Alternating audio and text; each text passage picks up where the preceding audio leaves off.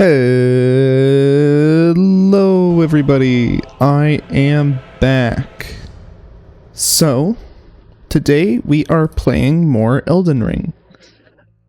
We are doing a run with the Greatsword of Radahn as our starting weapon. But, I didn't actually think it would be terribly interesting as just, a regular greatsword. So I have a mod from Nexus Mods by a person who goes by Sentinel. I have dropped a link in chat. So, you can check that out if you are interested. And let's get into this and show it off.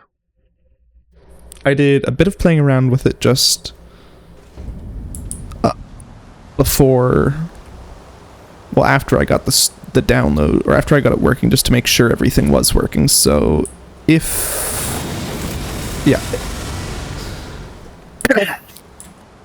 I just show off some of the moves, I can't really walk around yet. Pretty much the entire moveset has been changed to look like Promise Consort Radahn's moves. You know, we can do that move even. I can't show off a lot of the rest of the move set because I can't actually wield this weapon and I have way too much weight. Okay, let's unequip that for a little bit, just so I can run around.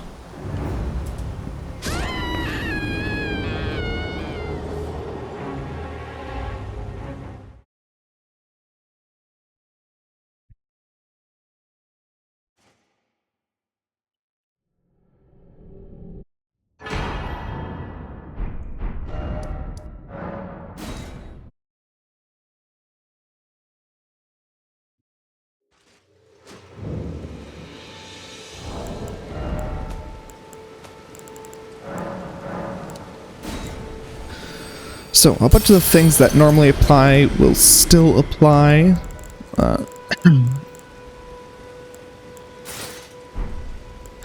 Specifically, those runes that I just used, totaling up to 350,000 runes in total, comes from 3 enemies which you can kill really easily right at the start. There is this dragon lying just to the west of Fort Feroth. He can't attack you, so you just need to grab any bleed weapon and smack it for like 5 minutes. It's very boring. Don't want to do it. No chance of death. So it's a very boring time. This dragon on this bridge, you can trick into an infinite falling animation. And they will...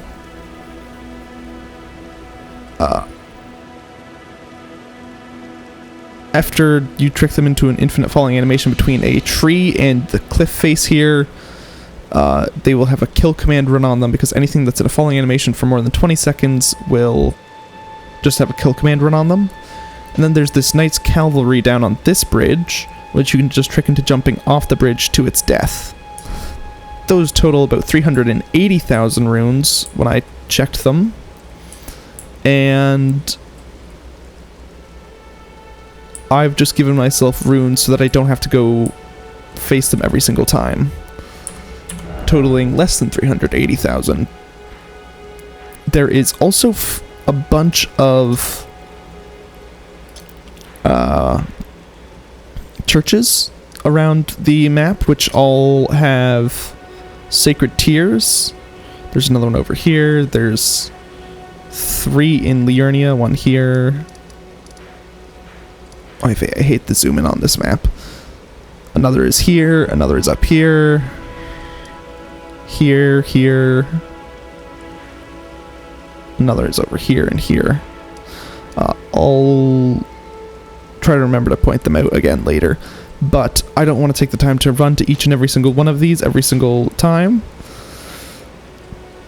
So, I have given myself all of the sacred tears ahead of time, as well as the golden seeds you can find around the map, and I just give them to myself roughly based off of when you can find each of them, kind of based off of what area I'm in.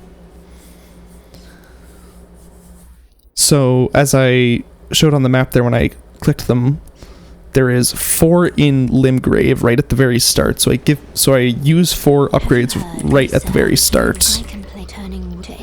You need to the foot. Then it said summon me. Ah, Torrent, treat him with.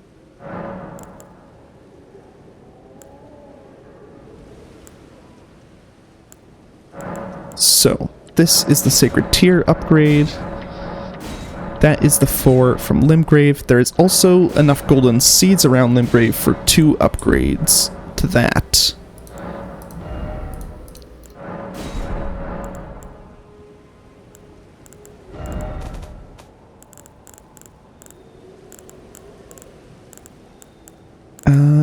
I need to find the weapon so I can look at its stat requirements. 32 strength, 24 dex, 15 int. Okay, so if we had 24 strength, that would be equivalent to 36 strength when... oh wait, we can't two-hand this. We actually need 32 strength. Okay, 32 strength, 24 dex, 15 int. Shall I let my... share them with me? Your thoughts, your ambitions, the principles you would follow.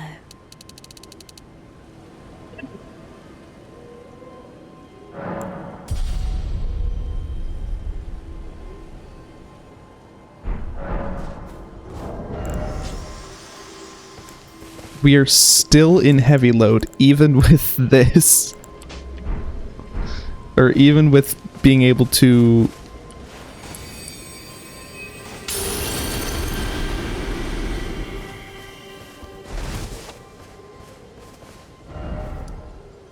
well, that is the first time that that has been a thing.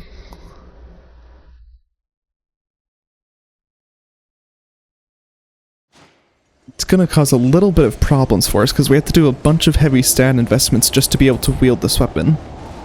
But now I can show off the full moveset more easily. So I already showed off the R1. I believe that is actually a 3-hit combo. You get 2 attacks out of each thing. It's a little loud. I don't know if that's happening on stream as well or not. 2 charge attacks does that combo, so you just get a nice AoE and then you get an explosion.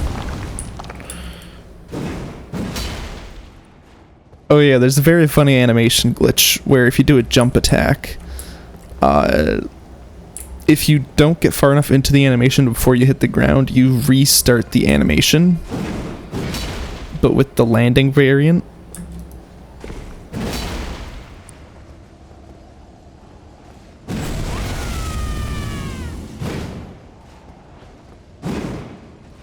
Oh yeah, this is your crouch poke.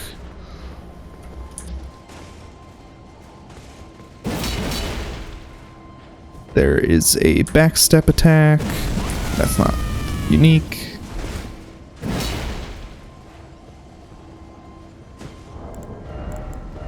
Are there any other types of attacks? Oh, I could see what the guard counter is. I can't actually remember if I looked at that.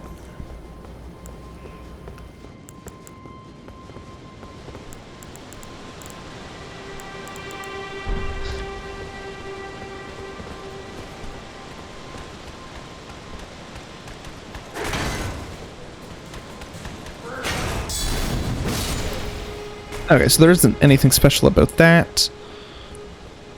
And then... I don't actually remember if that's different from the normal... skill.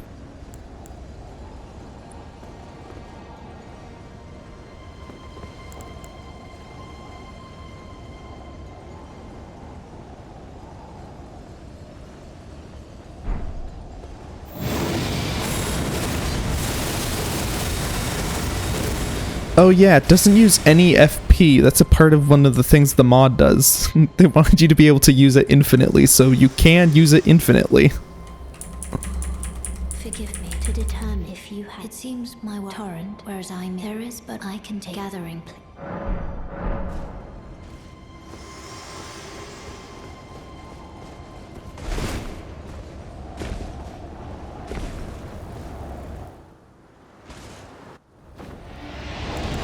One second. I want to...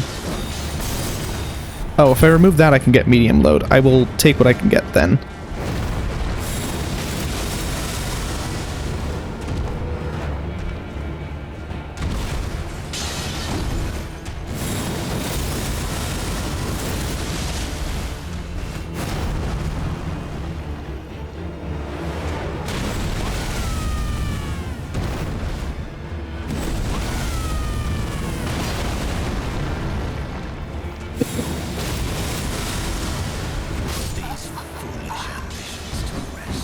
Yeah, not having any health makes this moveset much harder to to do.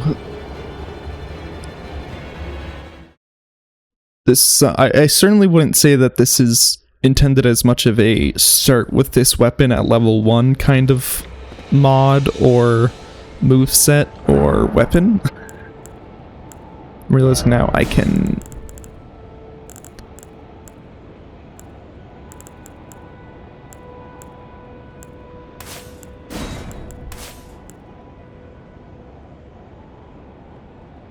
make myself less susceptible to death.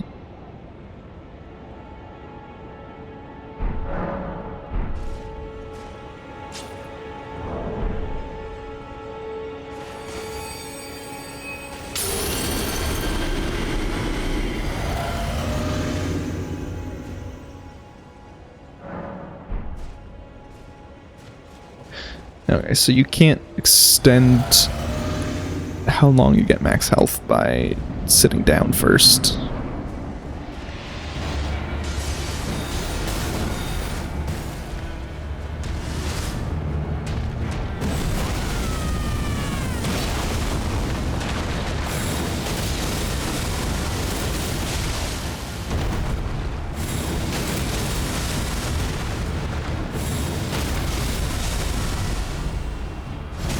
Anything special about the critical? Not really, but it does decent damage.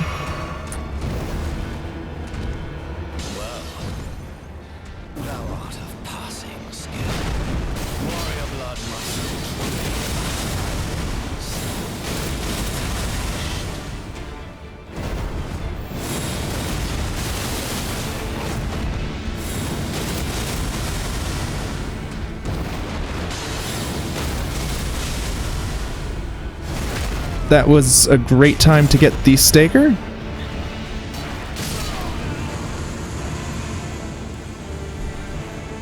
Because I would have probably died to the hammer attack if I didn't get it then.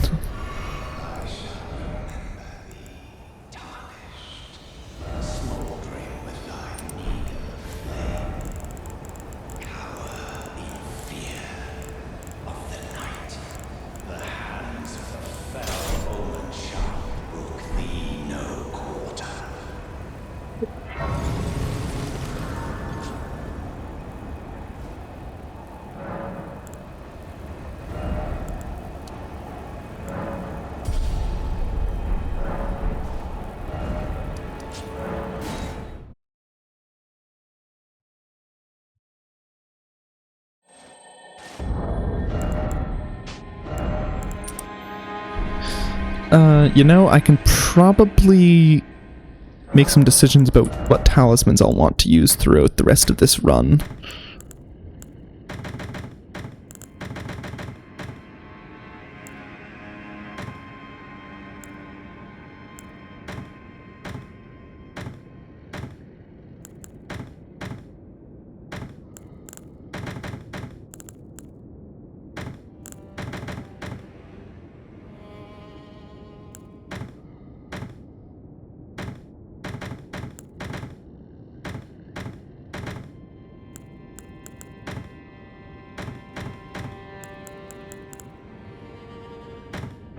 I want to see the dash attack. I actually did it in the run, or in the fight there.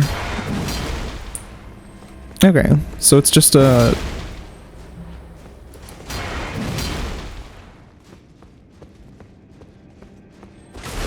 Yeah, I want to stick to the cool moveset that we have though, so I'll be mostly doing R1s and just straight R2s.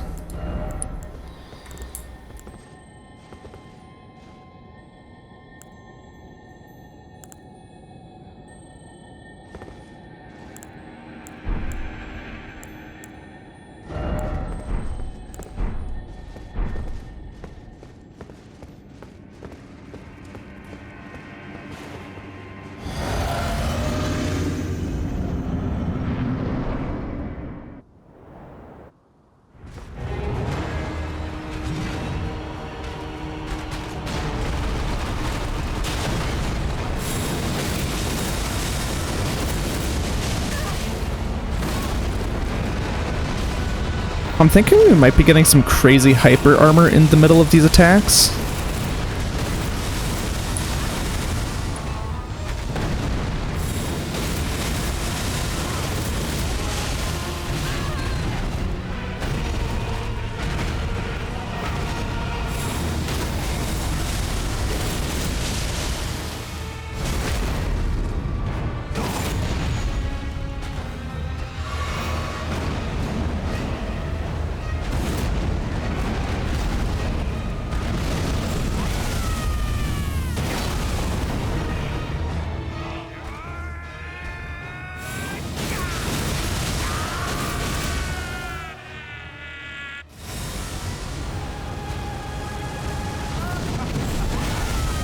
See, that attack doesn't do much damage, but that one actually deals quite a bit.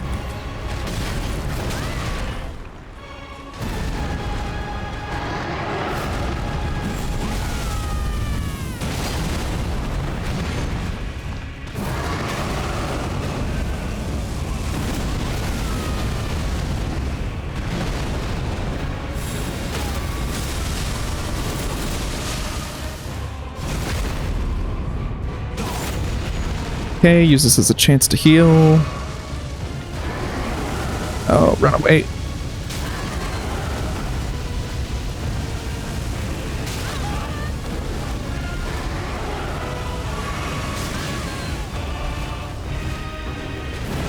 Oh, fuck off. Can you stop doing moves that I can't...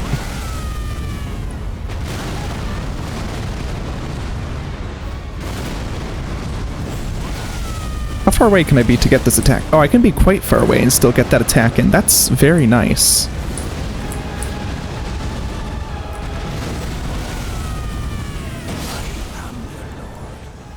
Beautiful.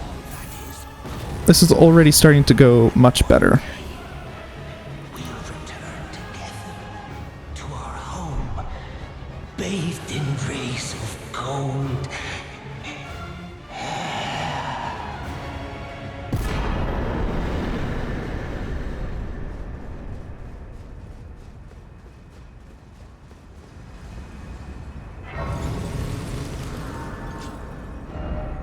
Okay, so now with that done, we can go into Liurnia.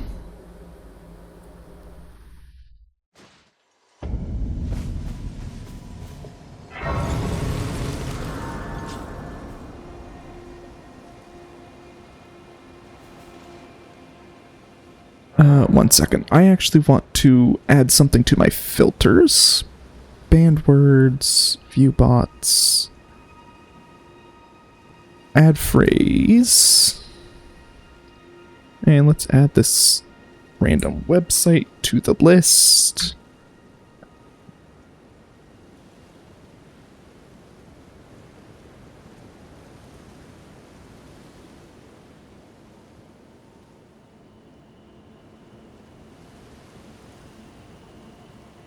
Okay.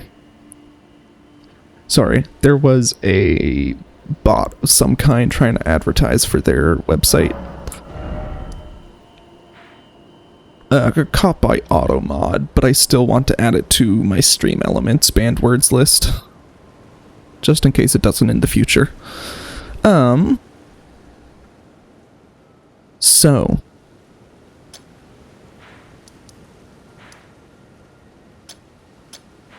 in Liurnia, there are 3 sacred tiers at these 3 churches. One is just outside of the castle. You come out the back end after fighting Godric, like we just did. The next 2 are both up here. So from EG, which is where I am, you can head up along this path, and then at the entrance here, you just stay on the outside and you head east across a little stone bridge here, and then up to the church. And then from here, you follow this path, head east, and then you kind of do a spiral around the mountain to go up to this church.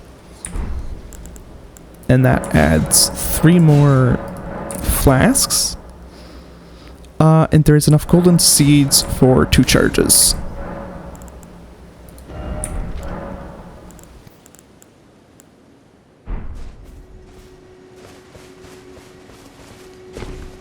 I presume. I am an old soul here. Perhaps.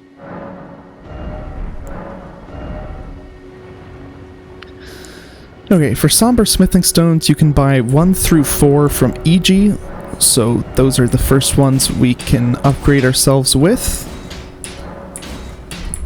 And we don't get 5, 6, or 7 until the Altus Plateau. So...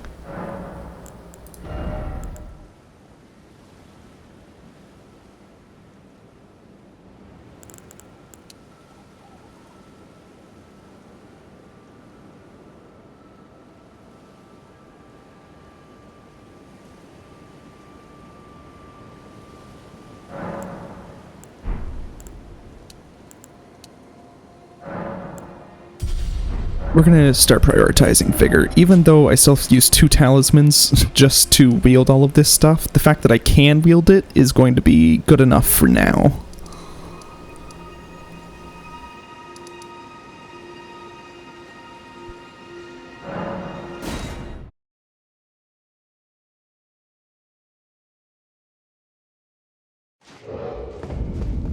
Oh, I went to the wrong side of grace.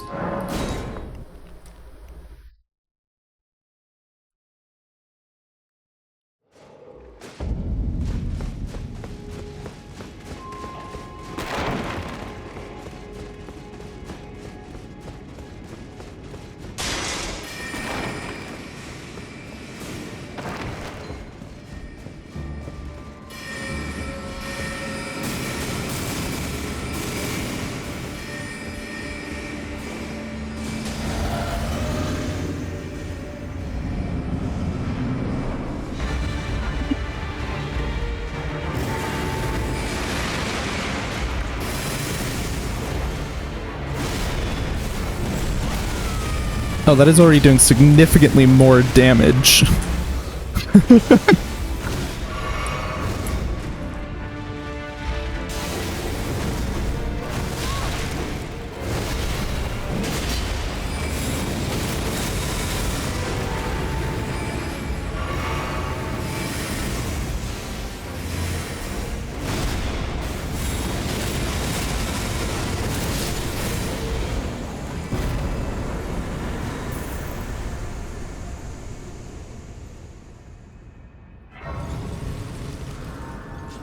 Yeah, you know, I think it's actually quite fine that all of our talismans are being used up to be able to wield this, because I don't know how they did damage for changing the moveset, like if they manually updated the damage, or if this weapon is actually just that strong. And they left the damage based off of the normal values, but either way, this thing is doing pretty good damage. I mean, they would have had to have done some of the damage calculations manually.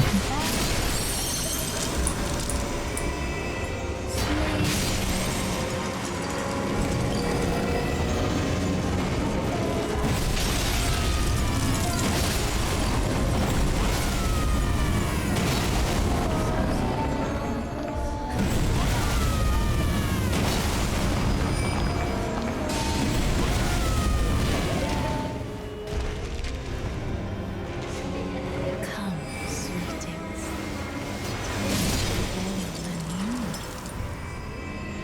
Ay ay ay. They're all so far away because I killed the giant cluster. Oh.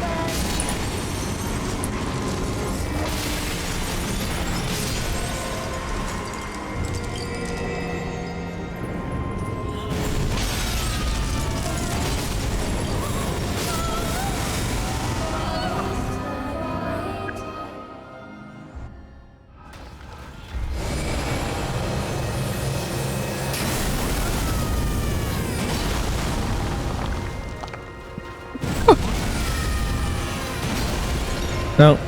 Okay. Let's not get hit by this just because I don't have any extra health.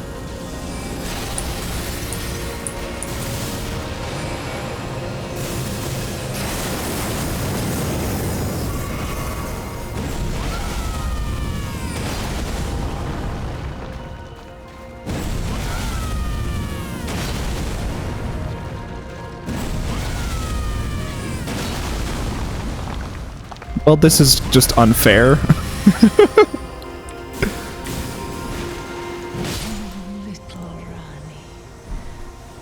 There's no way she can fucking deal with that. She flinches too easily. OP moveset right there. Oh, I bet you this thing is gonna absolutely demolish Melania. Of all the bosses that are gonna become easy, I think she's one simply because she flinches. Although she does have quite a few moves that have hyper armor.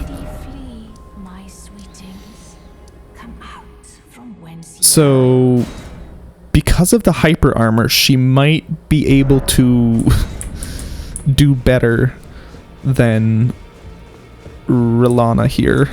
Only fine. You have now to become the thing as much. Thank you. I'm known as heed those who all the more. Unless you... Well, how did you... Well, I know that. Why don't I... Good work.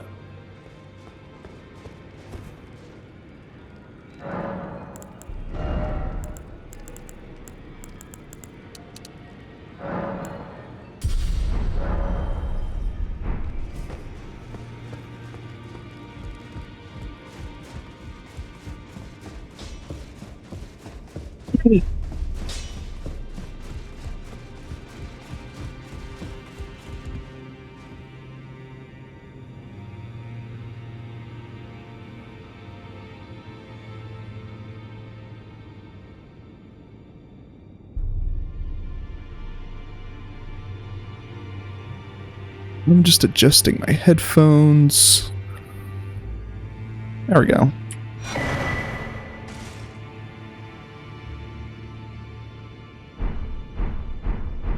That's not what I meant to do. Stolen now, though I am Harkran. We live in what right our Lord.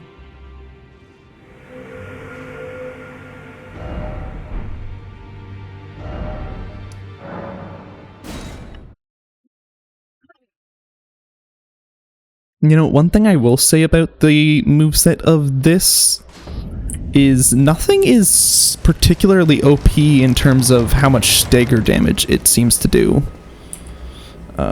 1, 2. Like, against Godric, we got like 2 staggers, I think. And against Margit, we also only got like 2 staggers. So this isn't like a lot of colossal weapons or other great swords, colossal great swords. In that we aren't so OP in our stagger damage that we can just constantly knock them down.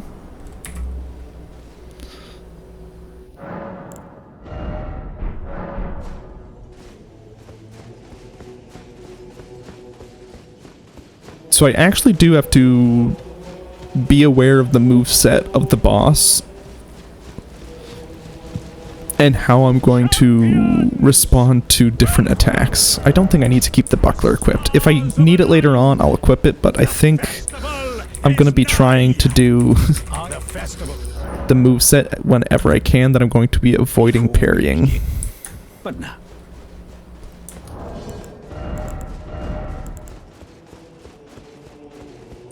You know what? It actually probably is worth equipping that.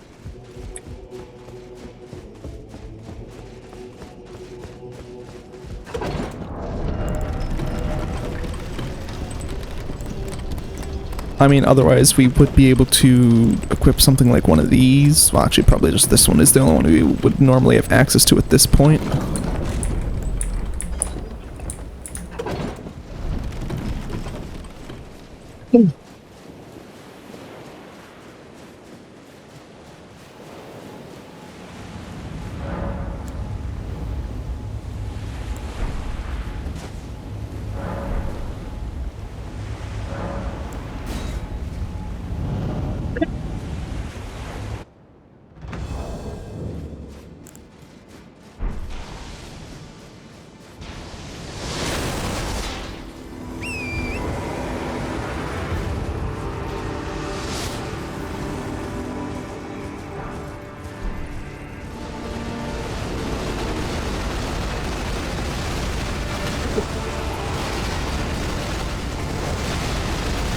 How much health do I get from this? 722?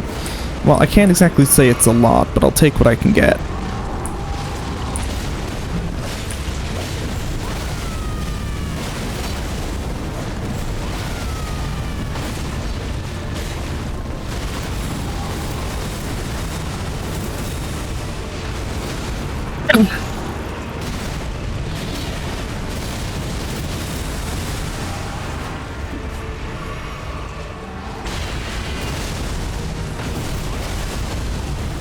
Oops.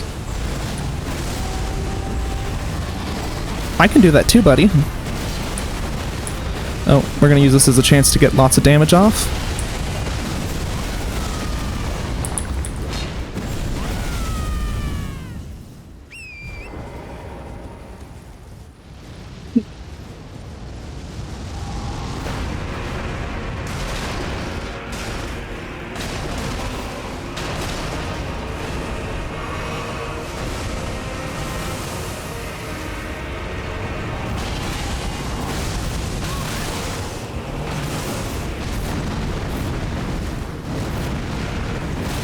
I failed to roll. I tried. 1 second. I want to actually double check something about this mod.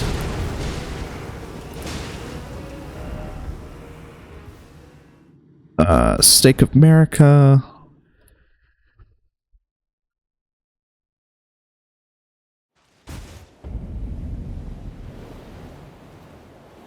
Guard cancelable attacks. Every attack in the moveset can be interrupted with guard or dodge, enabling fast defensive reactions, flexible combo routing, a more stylish Sekiro-like combat. That's what I was thinking about. I had just wondered if that was this mod or a different mod I was looking at that had...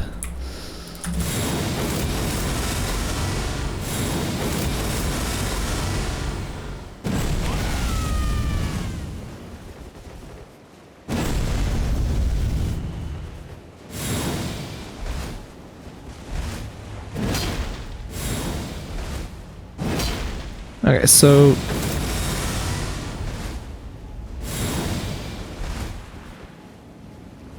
So I should get used to guarding instead of...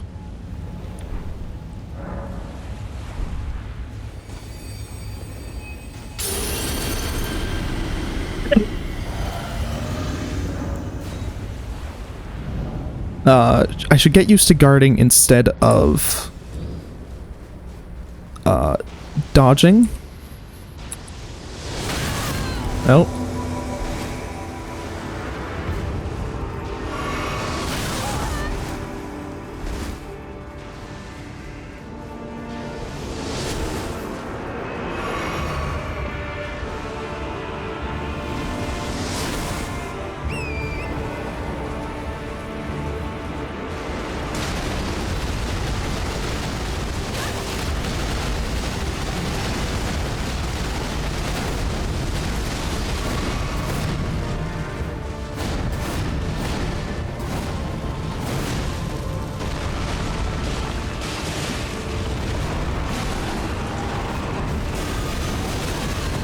Of course, I hate that attack.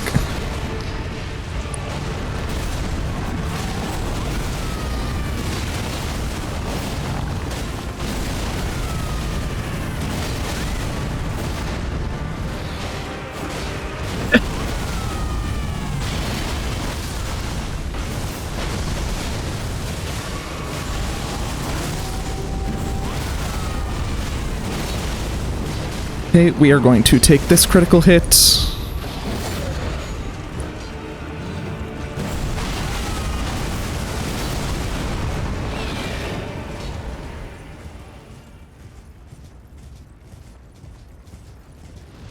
The charge attack is certainly pretty OP.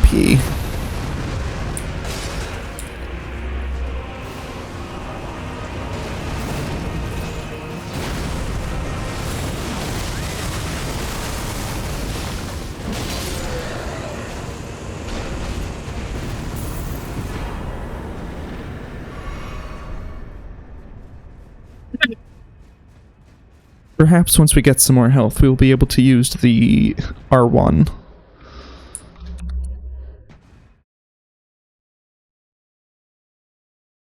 The light attack. That's the non-console specific way of referring to it.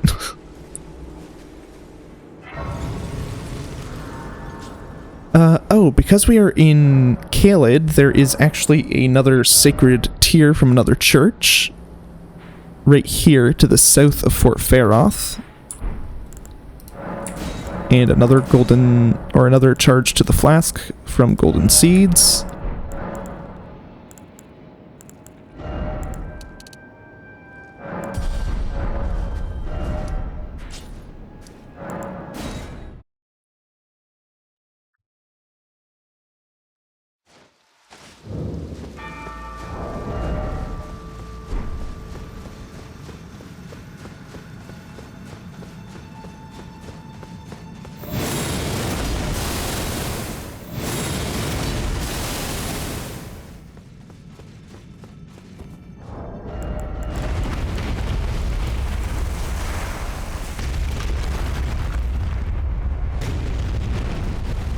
Oh, wait.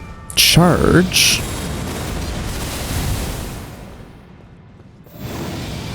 That doesn't seem to...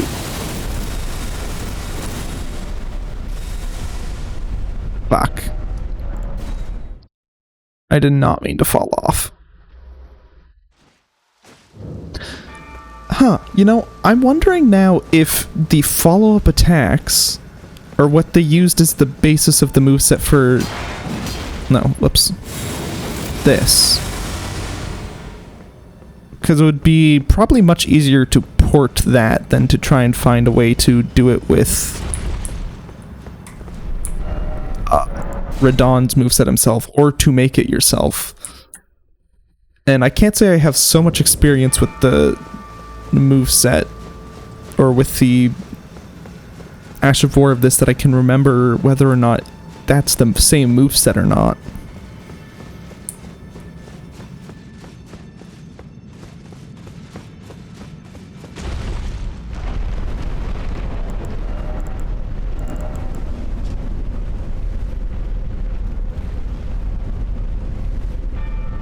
Oh, wait. Imbue the two greatswords with the light of Mikela, then deliver a slashing attack accompanied by columns of light. Additional input allows for up to 2 follow-up attacks. Okay, so that's literally the moveset of our R1. So that's where that comes from. Stellar Cry brings the two swords together, roar into the skies, pulling in enemies with gravitational wave. Follow up with an additional input to slam down with gravity-infused swords. Yeah, and that's our R2. So this thing has just kept its regular unique skill, and it's brought the unique skill from this as the R1, and the unique skill from this as the R2. That's a fun way of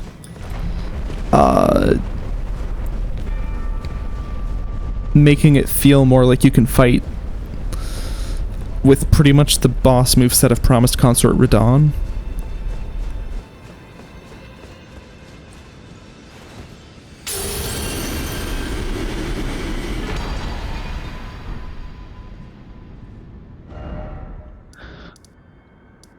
Okay.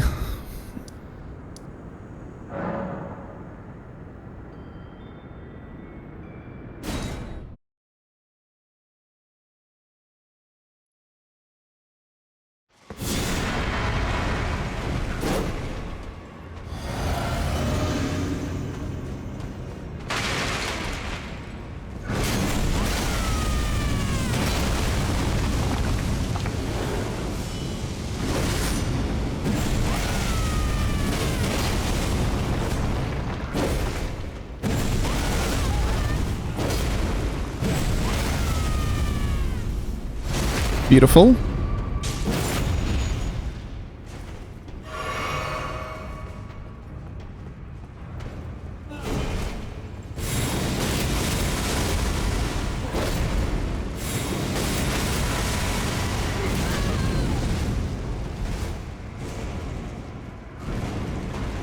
As long as he gets stuck on this, which he didn't.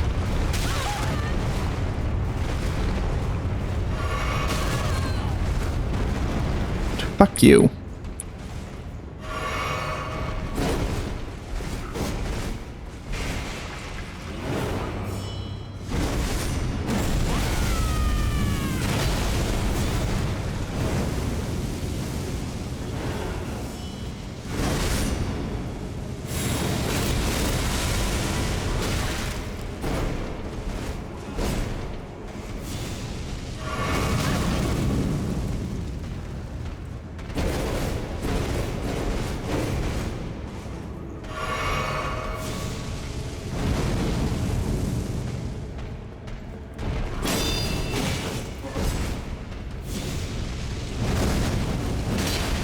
Now, fuck off, man. Why do you have to keep fucking doing that move when I'm not in a place? Well, actually, why do you have to keep doing that move and not getting stuck on a pillar? Fuck off.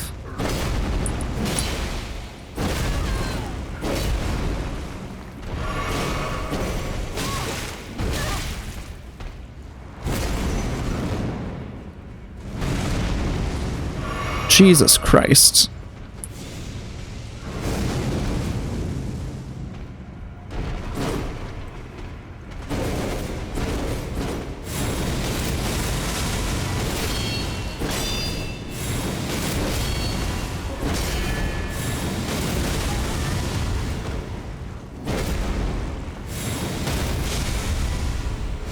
I see what they mean about a more Sekiro style moveset. Once you kind of get into that blocking, once you can kind of pick up on the timing for it, it seems like you don't really take any stamina damage or regular damage, so that's nice.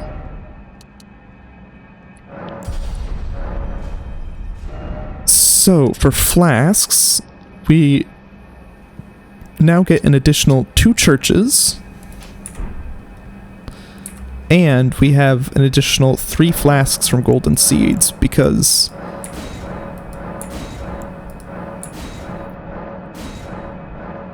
there are a lot of golden seeds in the Altus Plateau.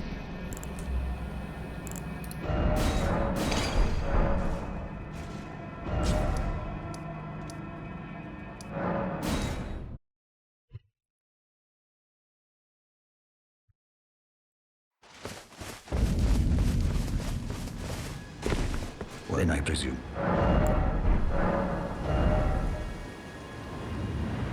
So, Somber Smithing Stone... Wait, let me back out of this. Somber Smithing Stone 5, 6, and 7 are in Altus Plateau. 5 is up here at the Shaded Castle. 6 is on this mountain. You can climb up a ladder that is along this pathway and come right up to it. 7 is up here in Volcano Manor.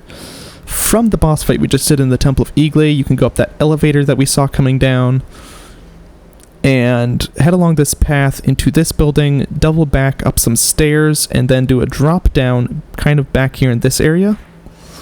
And then when you come down out of that area, you'll be on this balcony that's overlooking this area here.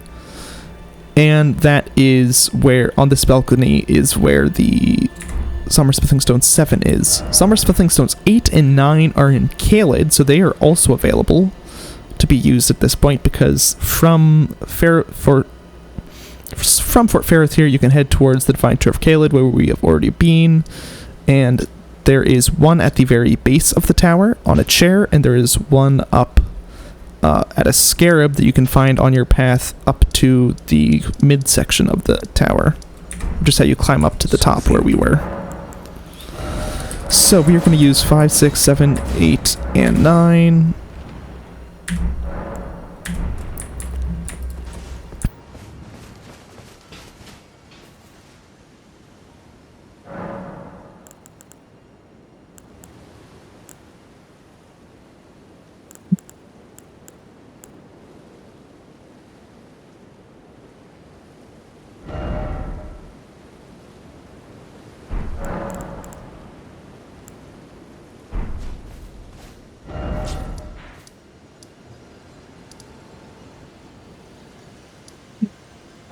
Normally I would hold off on fighting Rykard until after I had fought what's his name? Sir Gideon Ofnir, the All-Knowing, because for Gideon Ofnir, as you fight main bosses, his moveset actually increases, and some of the moves are just very annoying to deal with. Specifically, I find Rykard's well, actually, sorry, it's not really his moves, it's the spells he has access to increases. And one of the spells you can get after defeating Rykard is Rykard's Rancor. And that move, or that spell, when it's used by Gideon Ofnir, is, I find, to be extremely annoying. So normally I would hold off on fighting Rykard. But I have a feeling that we aren't going to be nearly as bothered by him this time.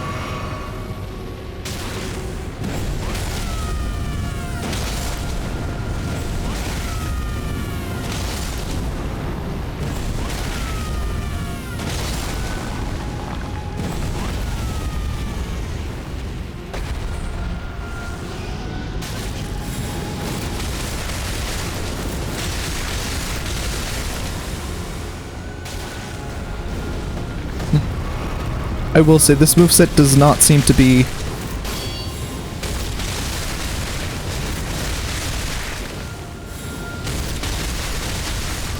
Okay, this is the time when R1s are going to be extremely damaging.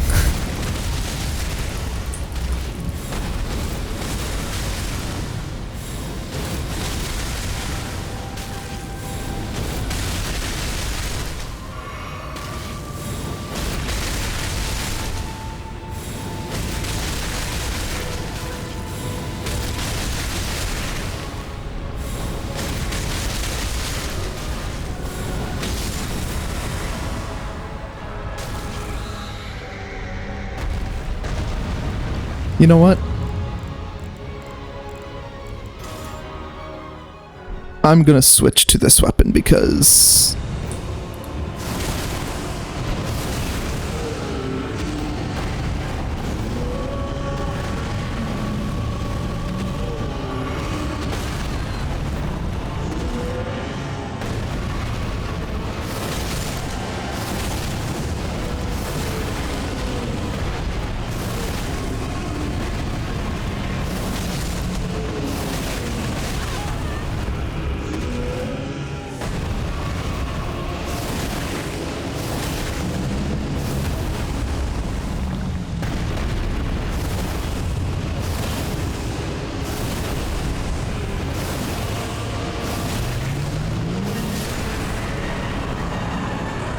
There we go.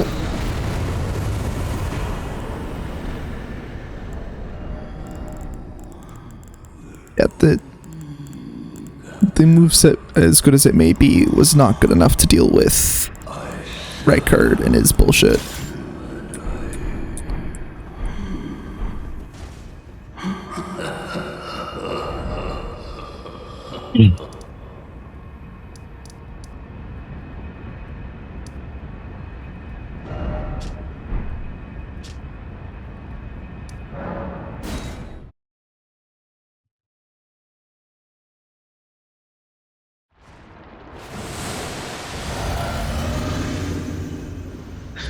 I wonder how this translates over to him.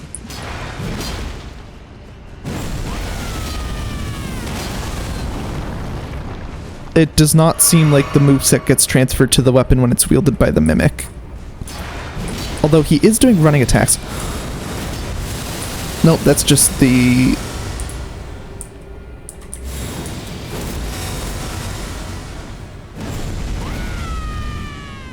Okay, so the moveset does get transferred to the Mimic.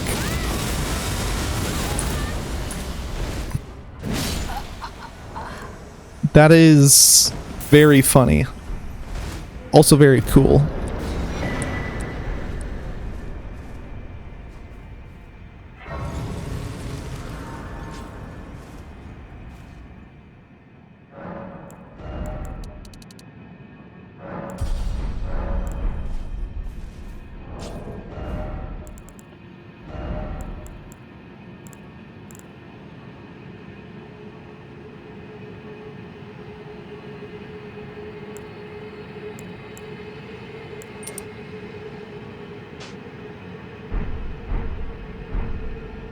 See, I need like a training dummy or something to test damage on.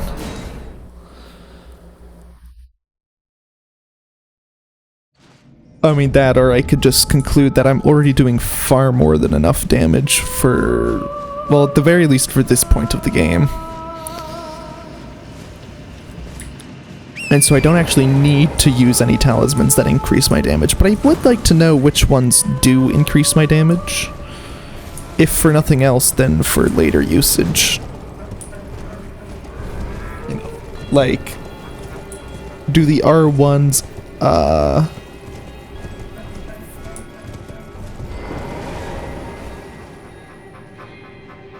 count as consecutive hits with the light, or is it only the swords that count as a consecutive hit? Stuff like that. As well as something like, do all attacks get increased by the Shard of Alexander?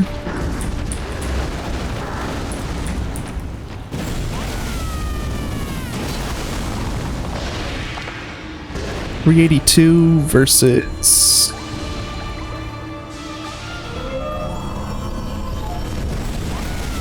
That's still just 382.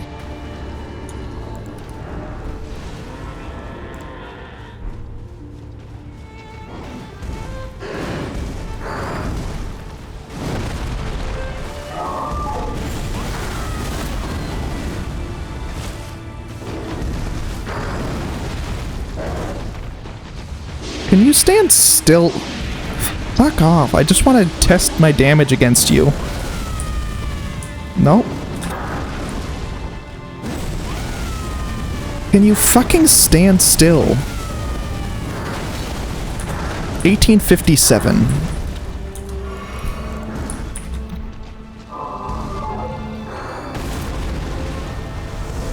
There we go. I actually want you to do that so that I can do damage to you without killing you. Nope, I am not going to be allowed to do damage to you. Fuck you.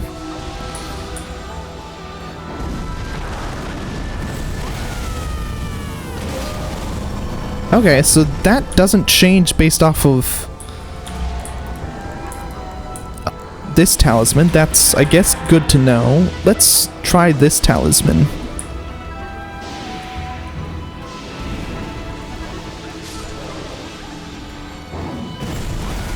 Oh, that one changes the damage.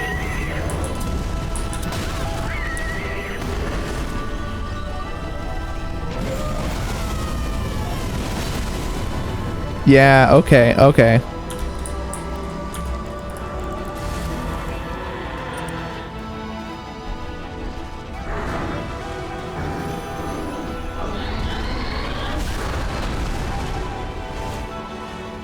Can you heal, please?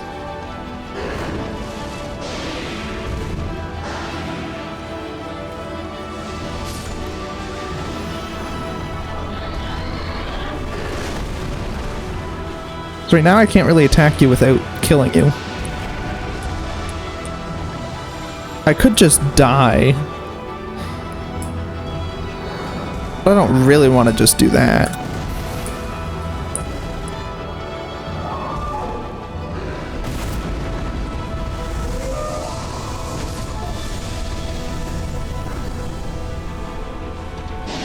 You're still kind of low health, but I can do it at least once on you. If you stand still long enough. We can try it here.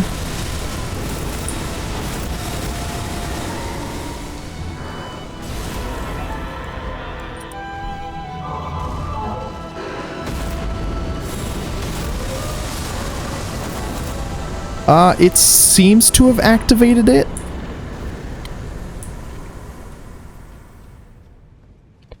Actually, you know what? This is why it's a good reason that I didn't kill this dragon, because now I can use it as a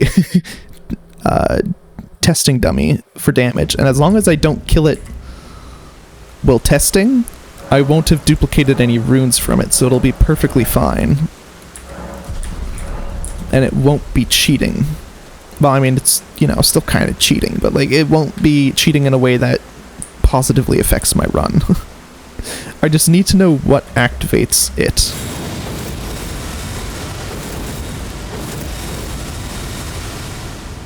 It might just be the swords hitting that activates it. Yes.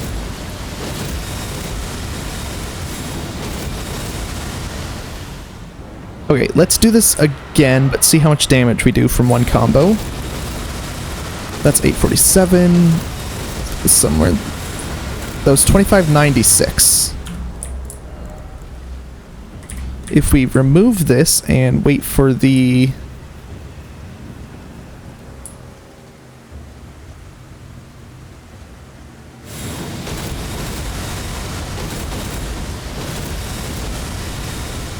$24.03.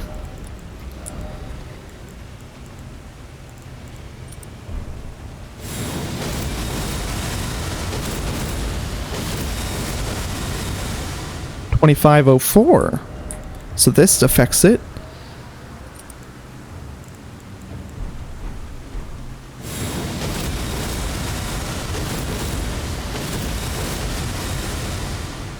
$22.78.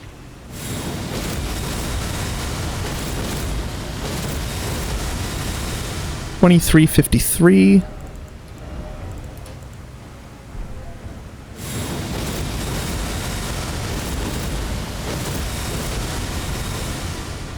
$23.78. Okay, so there's just some slight variation in how many of the light columns are hitting it.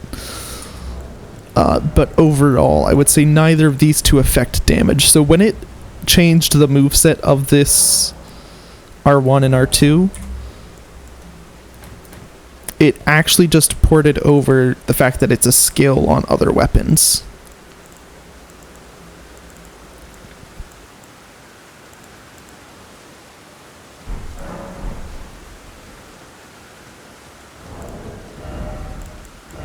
Which means for damage, this is one of the most important ones because it'll increase the damage of my new R1, new R2, and my skill. Not that I'm using my skill very much.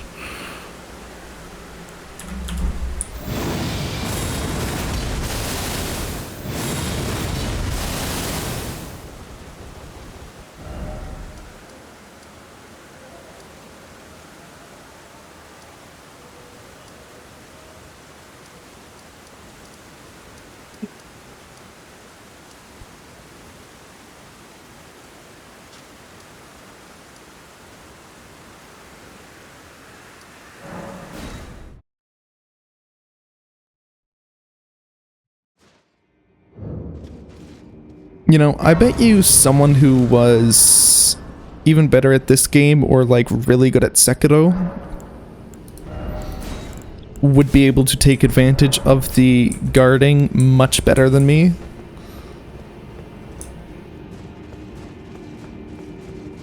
And they would probably be able to do some really cool combos.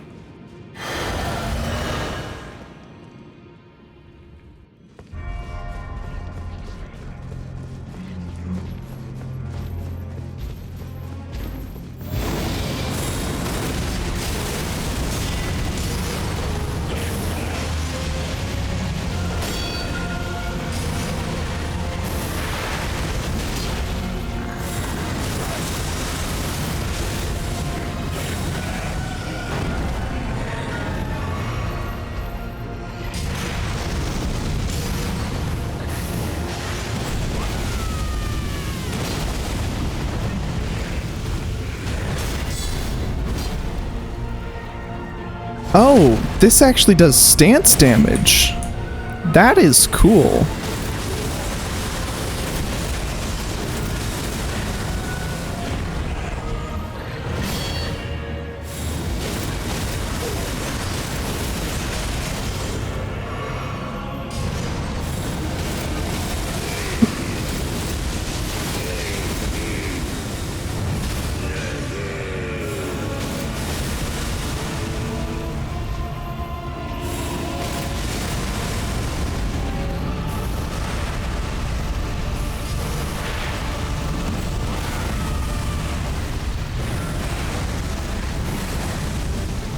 I'm gonna heal.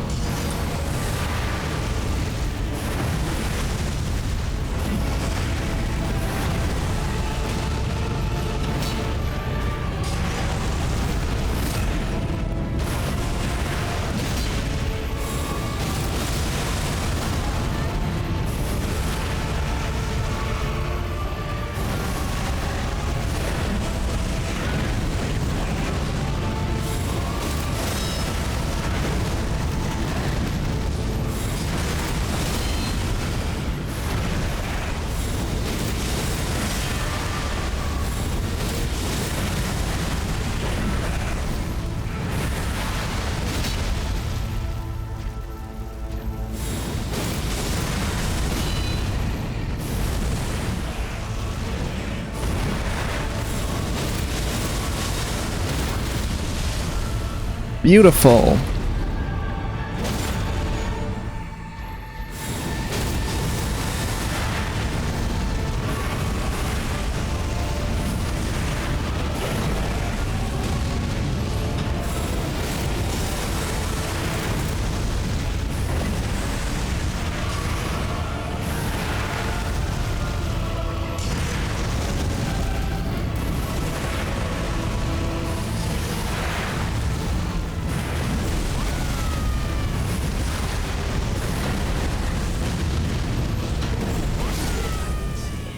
Beautiful.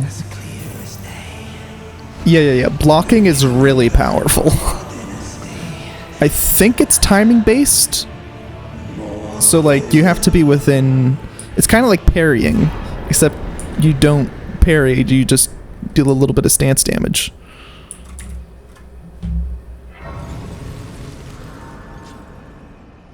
This is actually such a good mod. Like, absolutely amazing.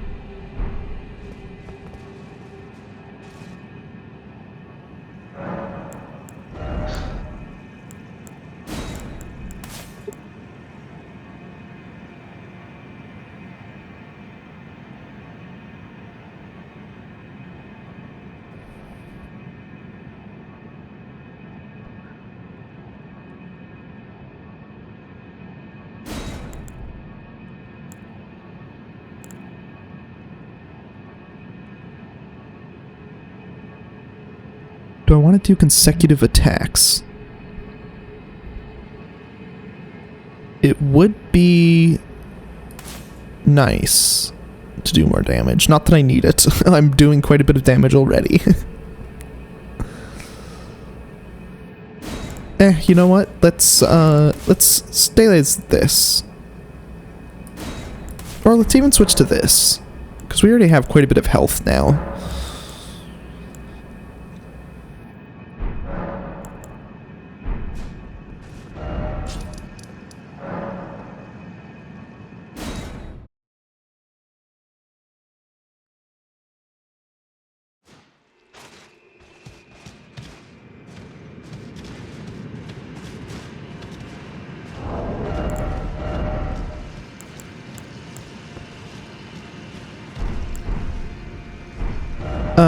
I can actually go finish upgrading our weapon.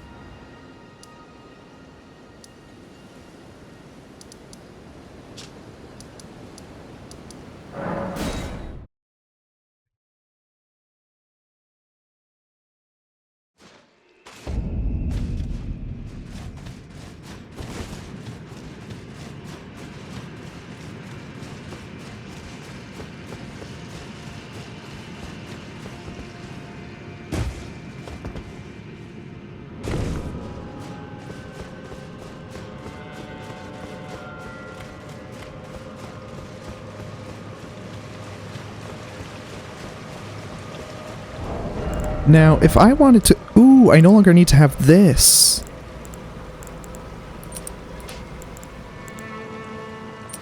Stamina recovery for now? Let's go stamina recovery for now. We don't really need to increase our damage. What if I just fight this guy?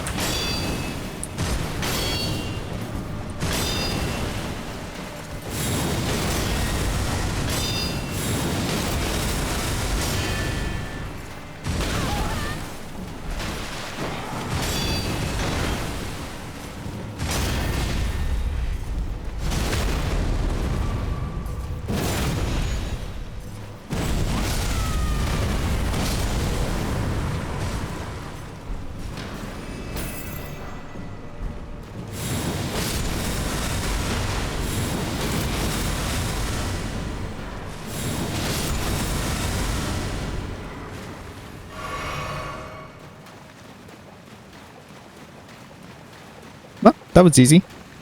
That gives me a sense for...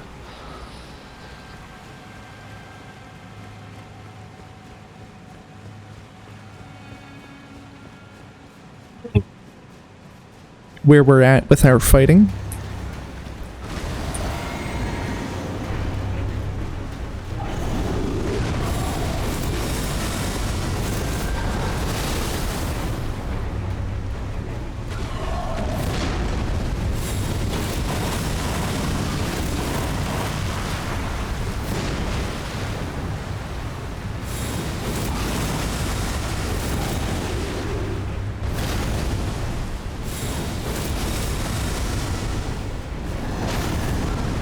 Does every single move have to push me away like that? Like... Jesus Christ.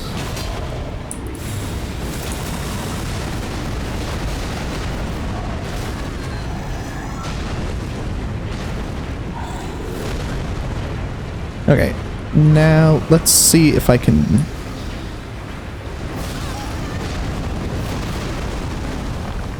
Okay. Jesus Christ. Even with the kind of OP moves that I can't fucking deal with the two gargoyles. Okay, I'll fight you. I don't care. That took all of my stamina.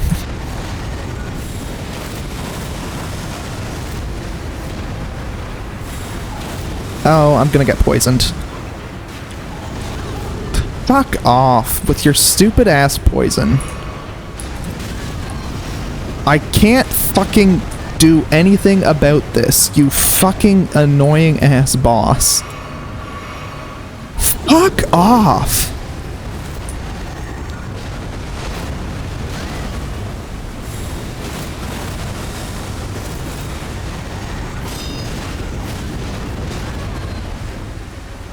Can you fucking stop with the poison?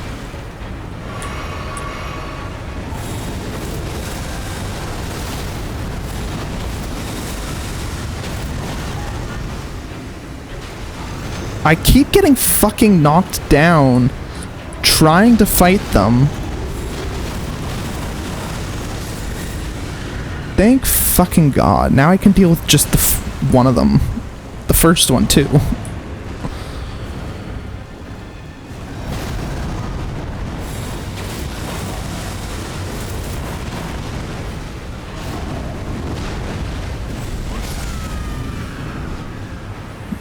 Get the fuck out of here. You and your fucking shitty poison attack.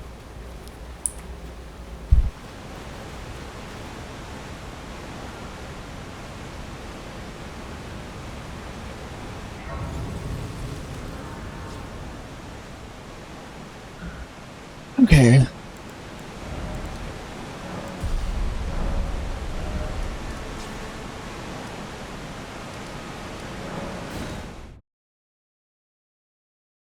We're gonna go to the top of the waterfall.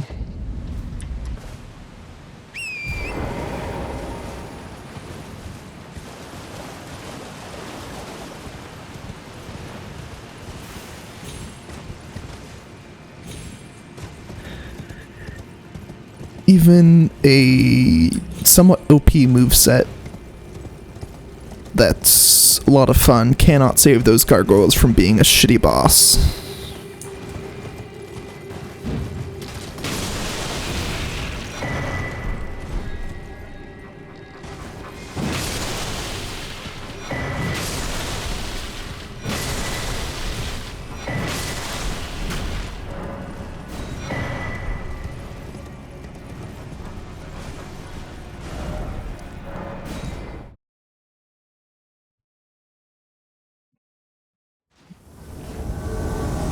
No, we're doing this boss. I actually went to the wrong place, so...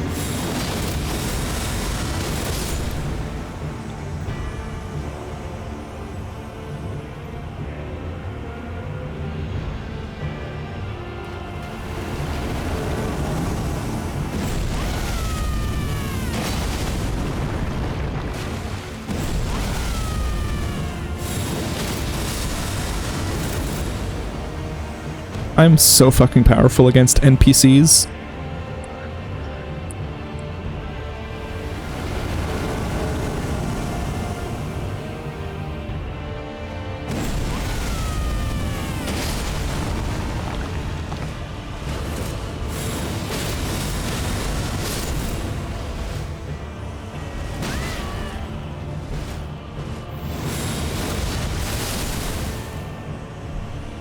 Goodbye.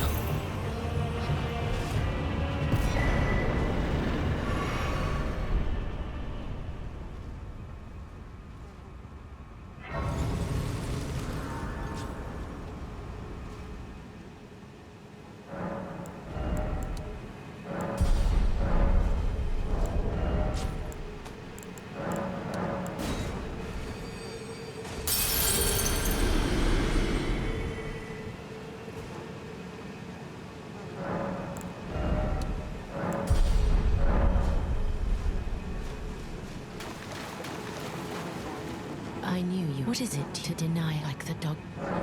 No. I am the gay cool, yet you... I just want huggies.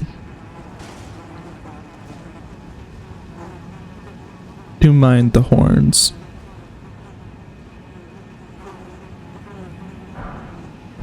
When the Godwin's out there is and I'm before that.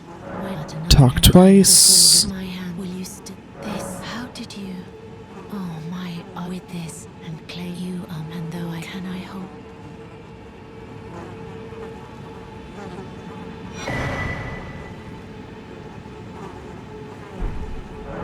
And it the new as the rulies brandish stay the persecution of those who live in death by becoming.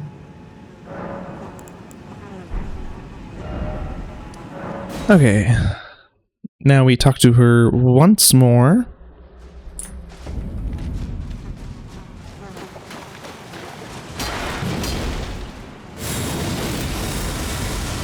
Is that you, dear? Wait, I thought you couldn't attack her. Oh, I just did that because I assumed it wouldn't do anything.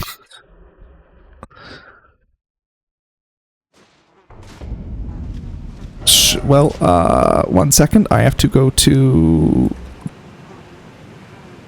I have to give myself a grace.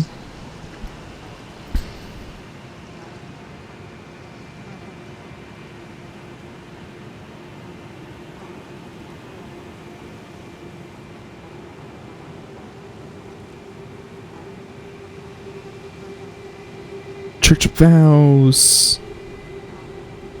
Okay, so...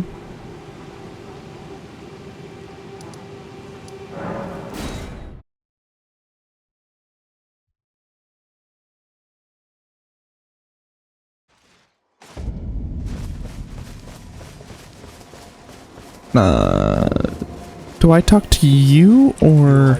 I am my opponent. Do you know how it came? Well, the shatter. It is here by the match, and so the urge. Or do I give a thing to that statue? If you find, unless in which case. I think I have to give a thing to this.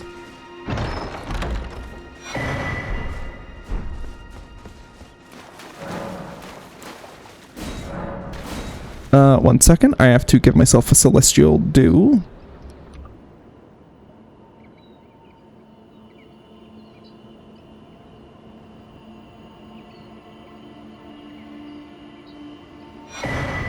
I didn't actually mean to give myself 99 of those, but you know what? That's fine.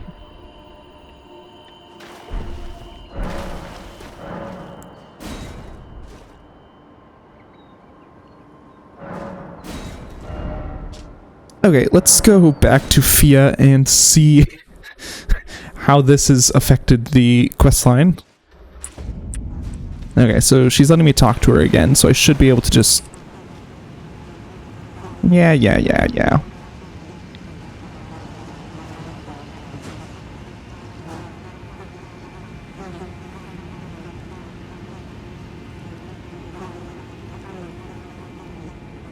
This is good.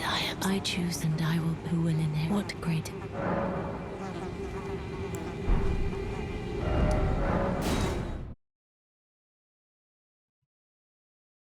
Okay, now the boss fight. Did I just say boss shite? Good job, me. Now the boss fight will be available.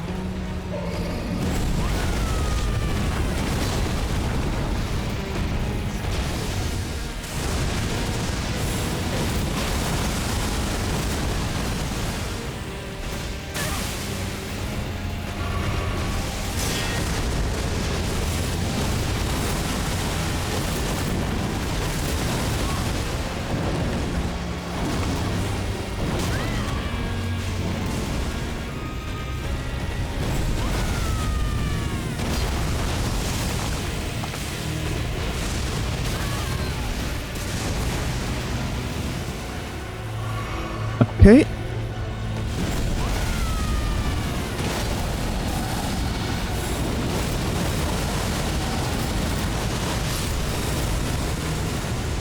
There we go.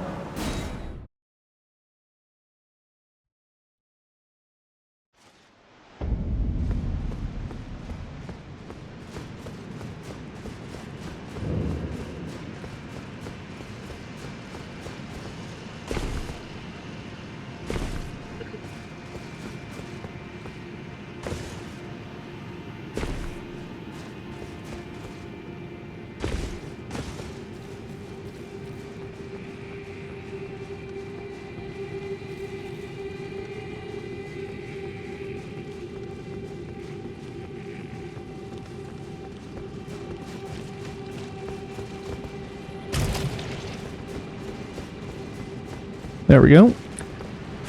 Sneak past all of these guys.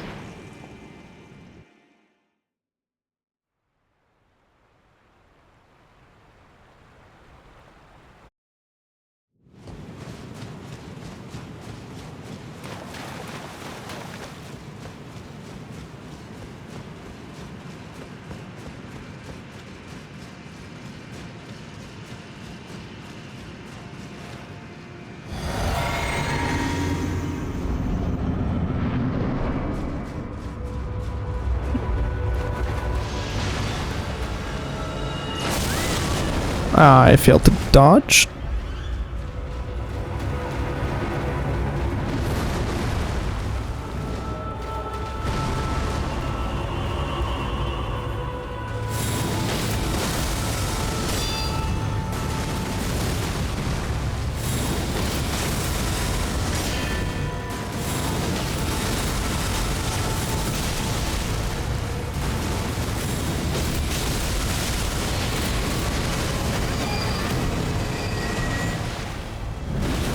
Oh, I called bullshit.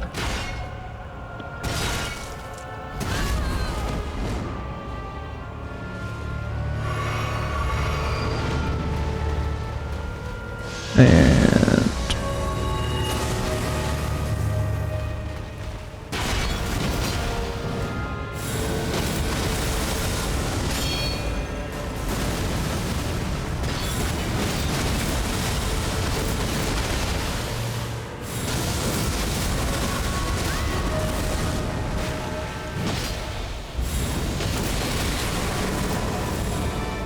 beautiful. Didn't have to deal with the meteorites.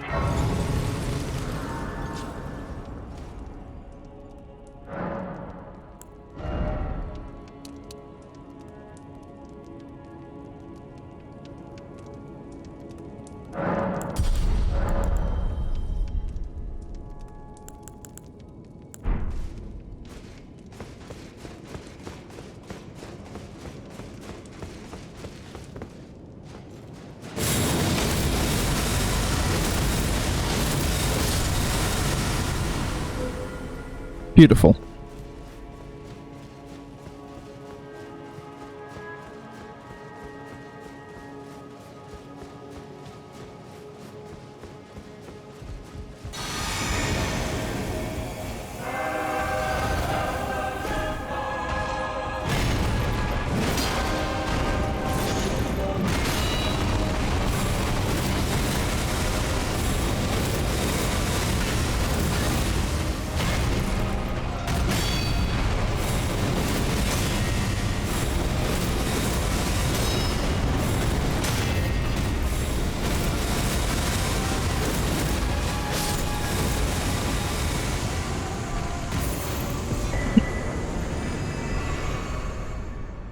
Beautiful.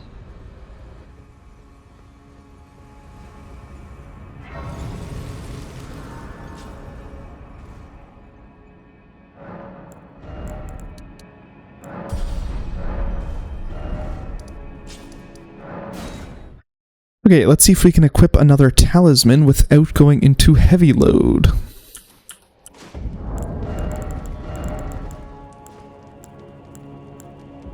We can equip that one. That is the only one we can equip.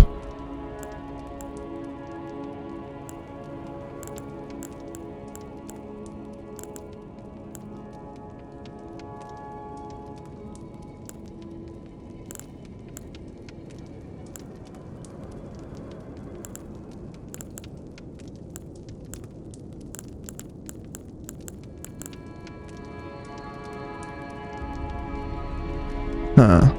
Okay. Well.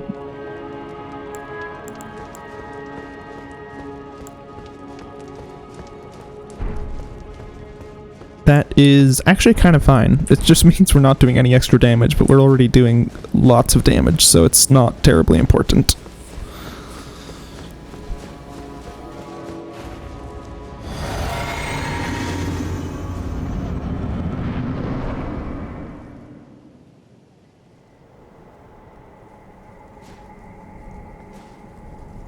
Graceless.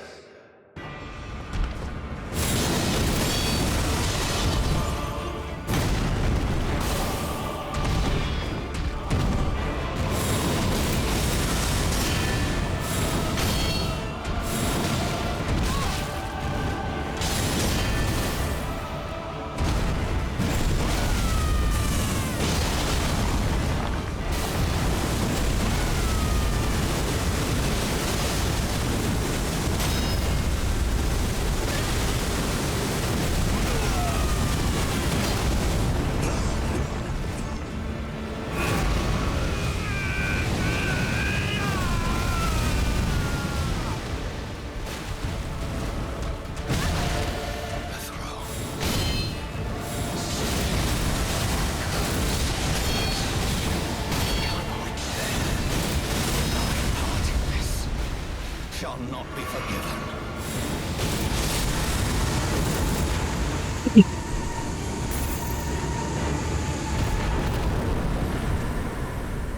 Yeah, I really don't need extra damage.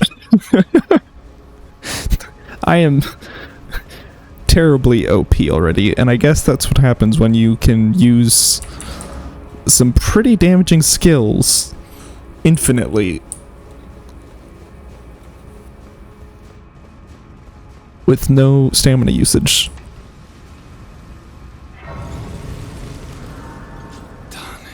No, fuck off. I don't care what you have to say.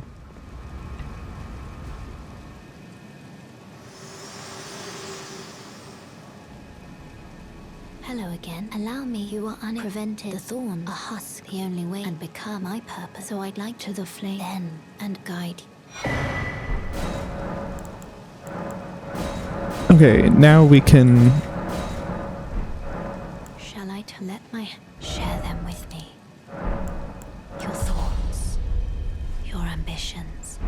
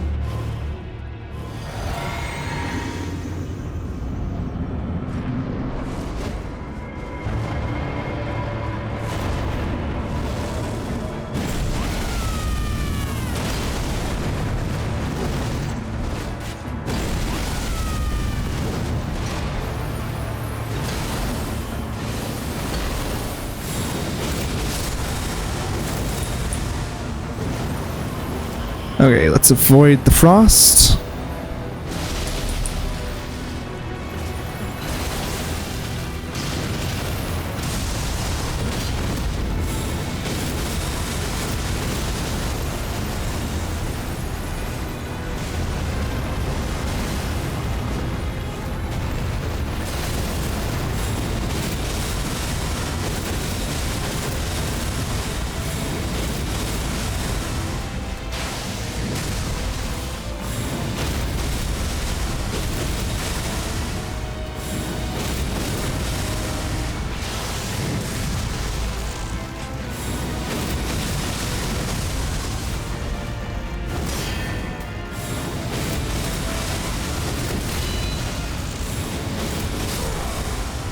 Beautiful.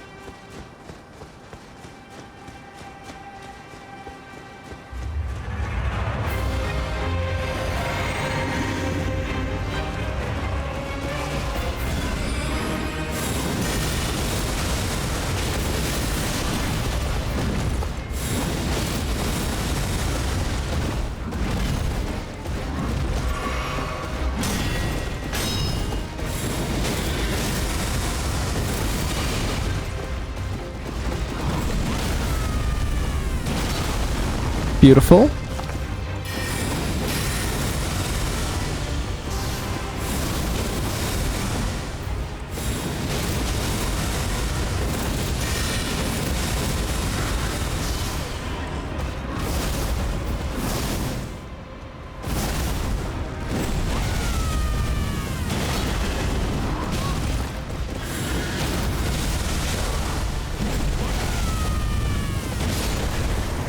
Beautiful. Great combos.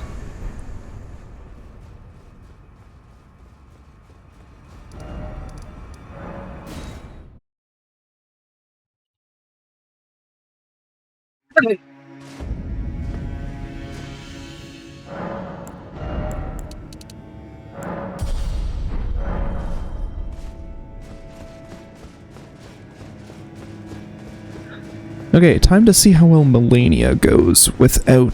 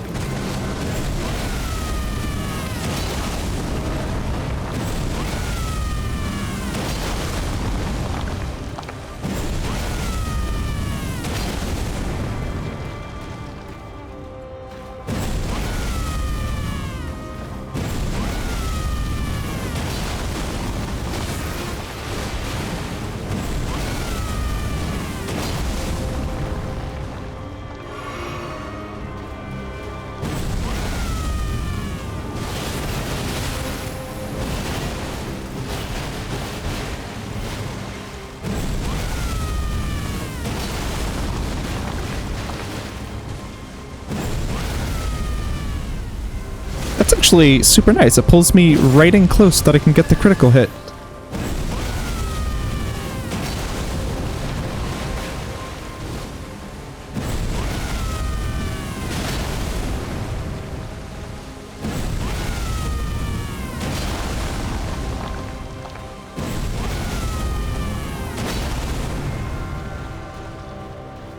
So far I've used pretty much just one move.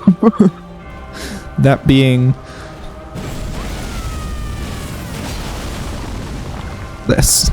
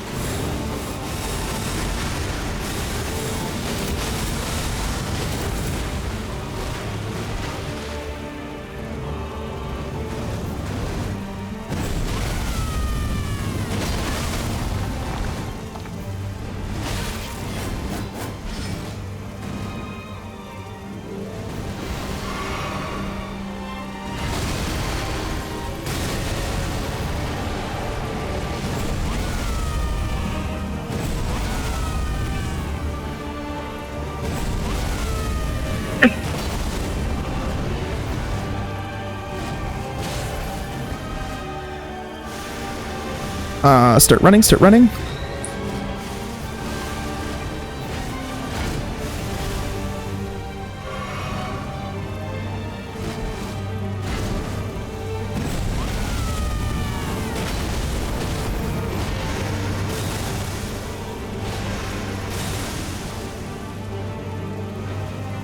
Okay.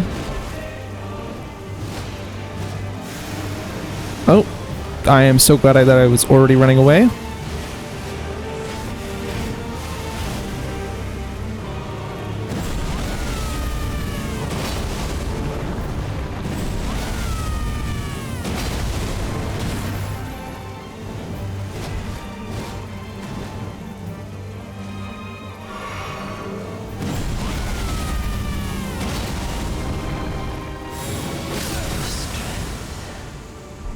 Beautiful. I mean, I only used one move, but it was a good move. True Lord.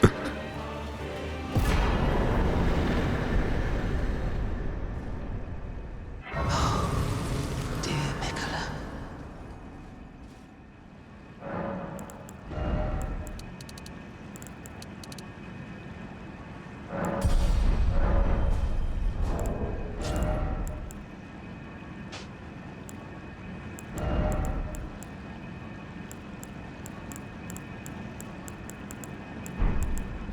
Okay, so we have to keep using this.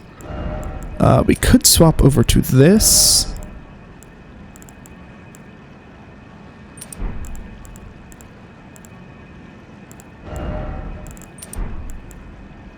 Could keep using this. We don't actually need to increase our damage very much. It's not like it's super important. Although for this next boss, it would be quite nice.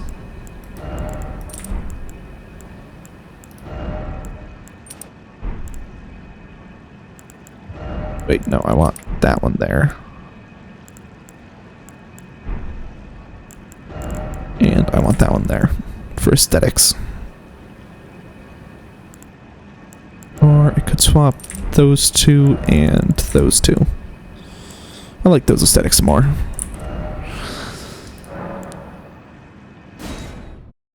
Do I want to go AFK now? Yeah. I have to go AFK for just a moment. I want to see just how much damage I can get though, so before I go AFK, I am going to quickly Wondrous Physic consecutive attacks. Okay, and let's open this, put up the BRB screen. Okay, be right back.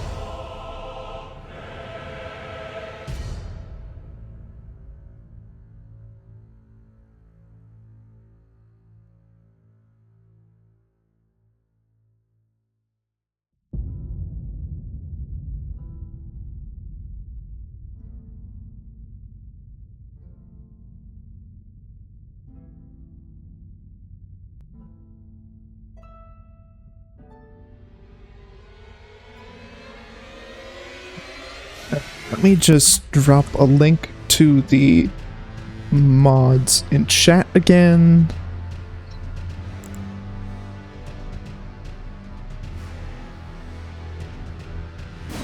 And now we can get going.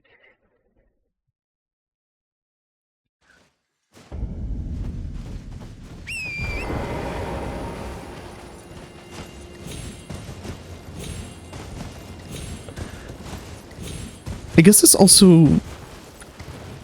also, I should clarify what I'm talking about. I guess the fact that they just used the movesets of other weapons for, like, the skills and turned it into the R1, R2, and it's still treating them like skills explains how they did the damage calculation for it as well. It's probably just purely based on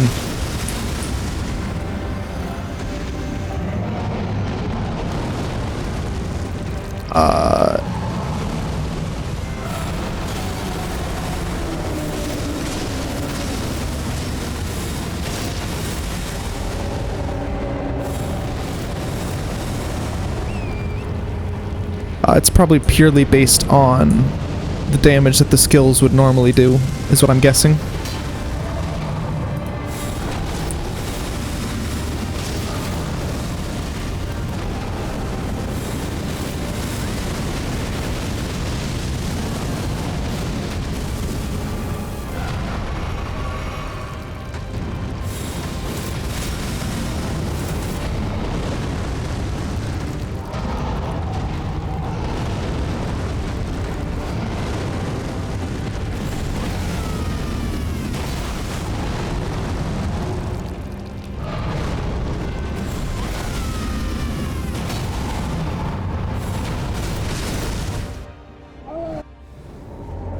Okay, good. Now that he's lying down, well, not lying down, but like kind of on his...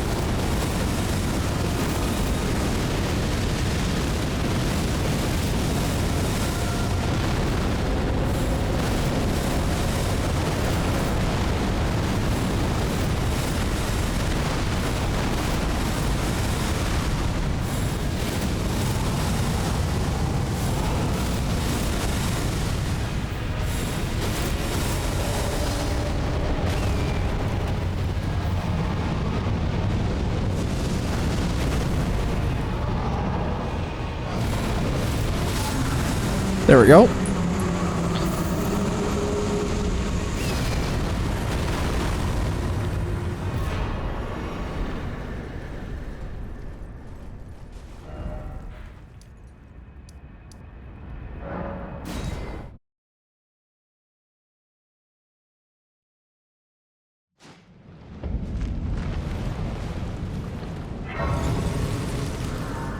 Okay, now we can upgrade our endurance some more.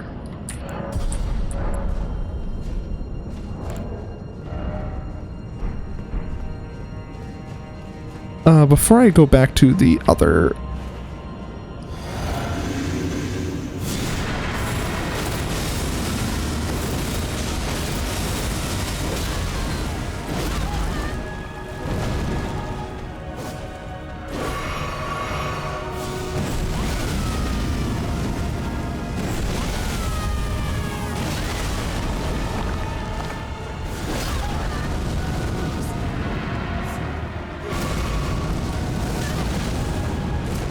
Okay, we are going to take this as a chance to run.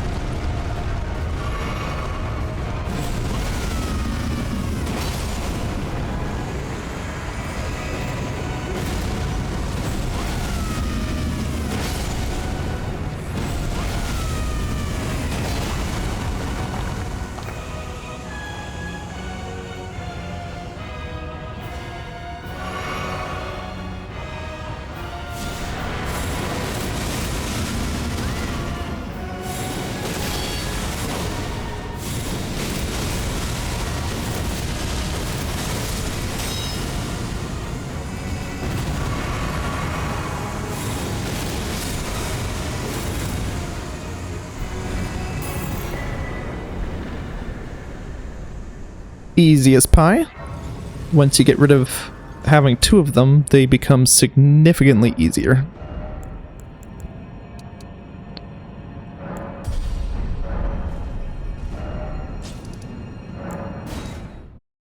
Time to fight Placidusax.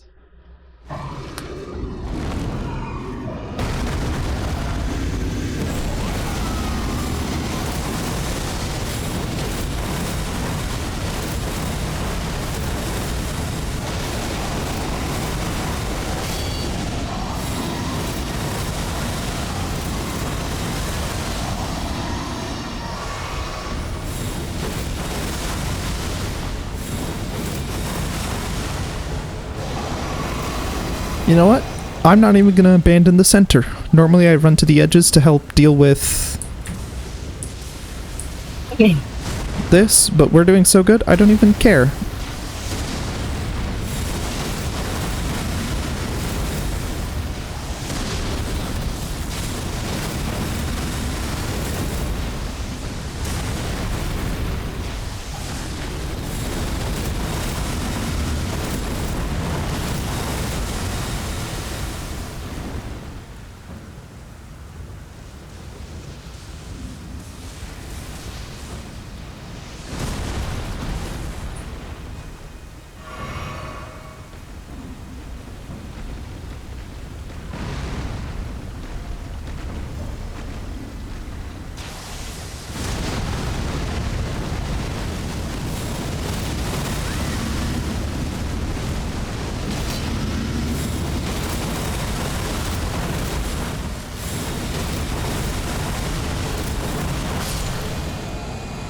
Beautiful.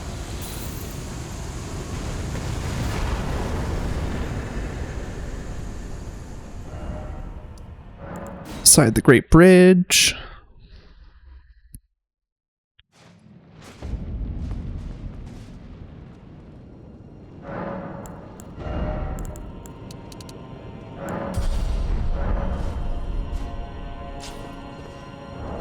One sec. I want to look at... There's 3 more... Malekith... Yeah, okay. So that means it's just a straight run to the final boss from here. Killing every boss along the way. You know what? Let's fight an extra boss. Let's kill this guy.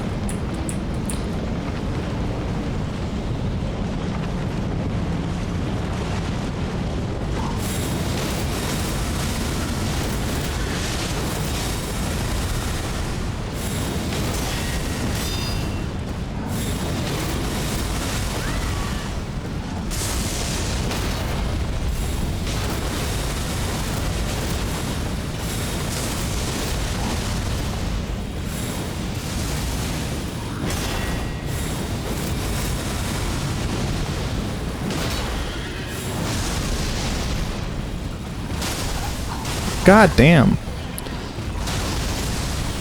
Took 3 hits to kill me.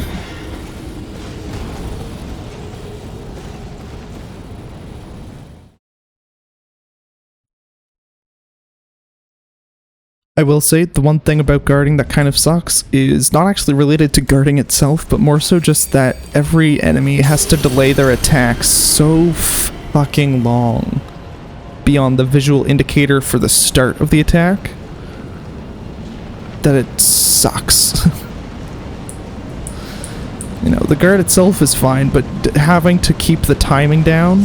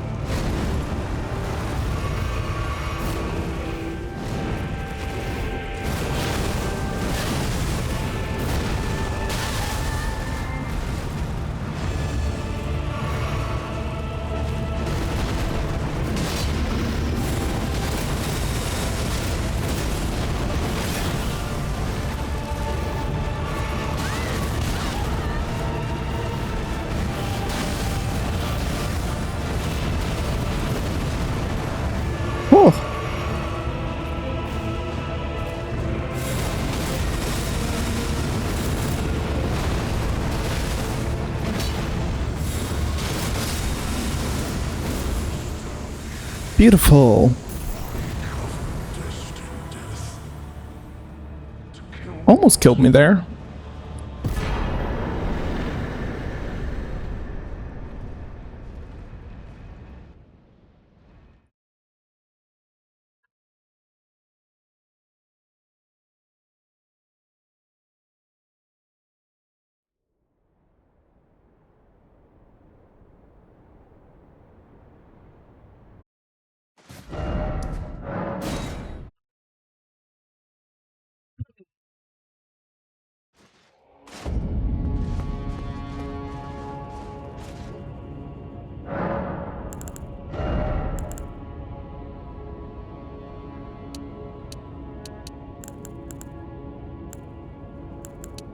These gives the most damage. That goes up to 722, 720, 716. Okay, so it's strength.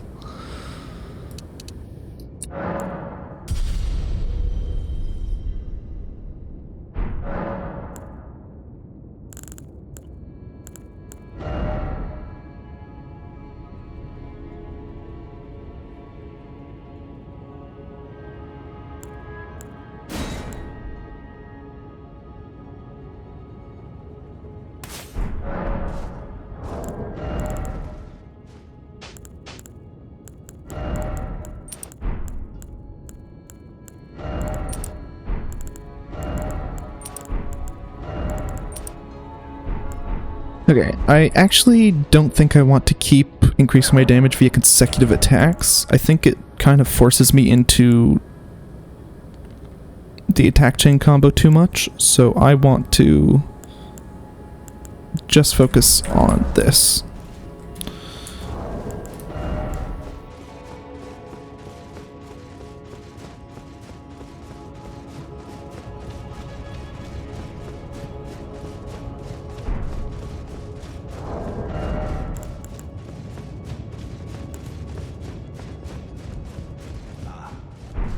I knew you'd come to stand before me, to become Elden Lord. What a sad state of affairs. I commend you, but alas, none shall take the throne. I guess how we continue to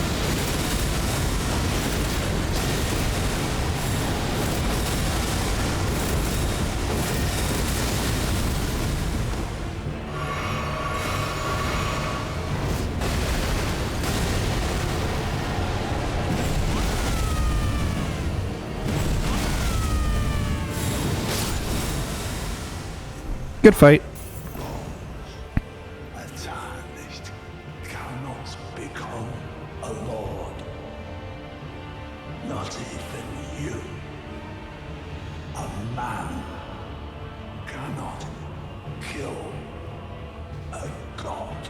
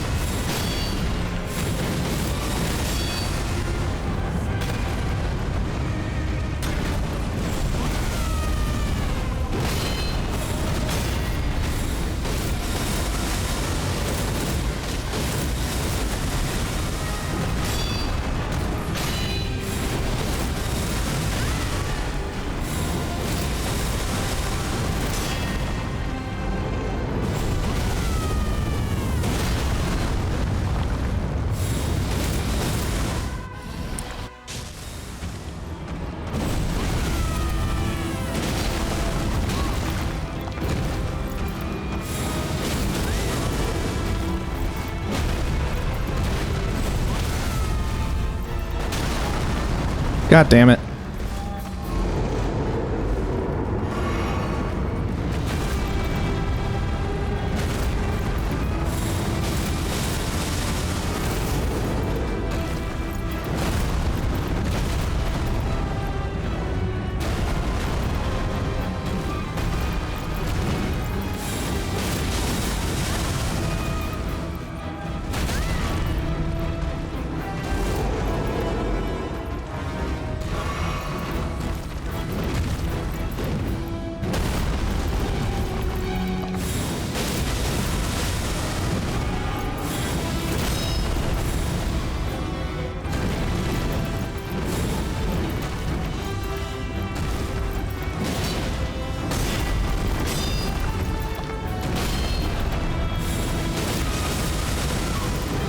Oh, we got grabbed.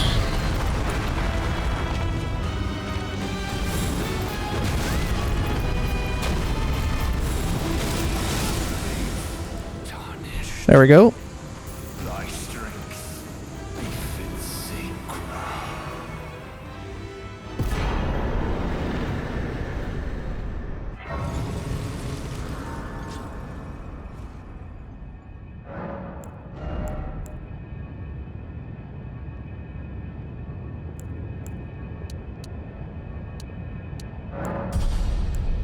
Do we want FP so that we can summon Tish in the DLC, or are we just going to try and do it solo? We can try and do it solo.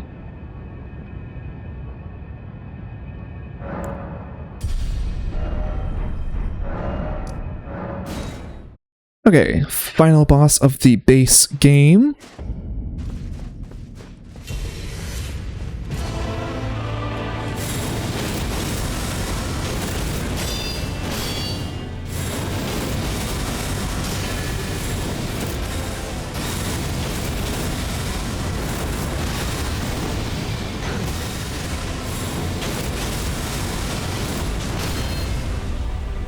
Beautiful.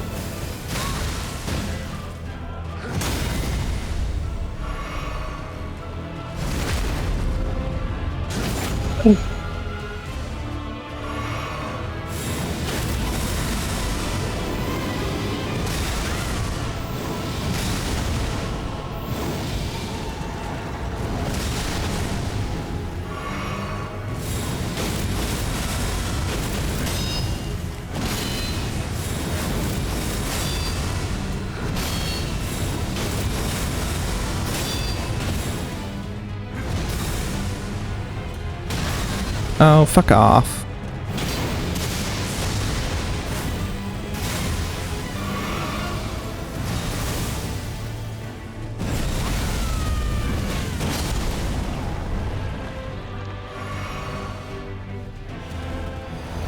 I see. We hadn't had a chance to drink that yet. Well, at least now we get it for the full Elden Beast fight.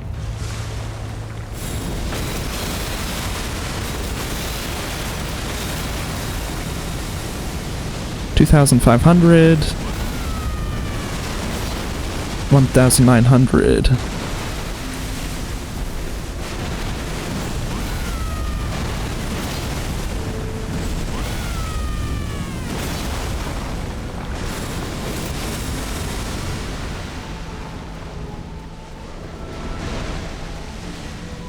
Can you not be so far away?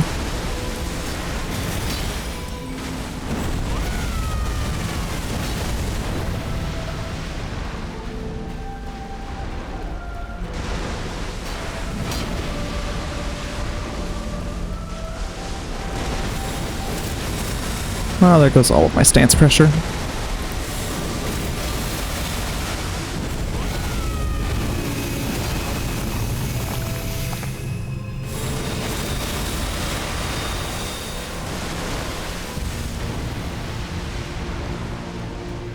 And there goes all of my stance pressure a second time. Actually, this time I probably didn't have nearly as much built up, so... But still, that's annoying.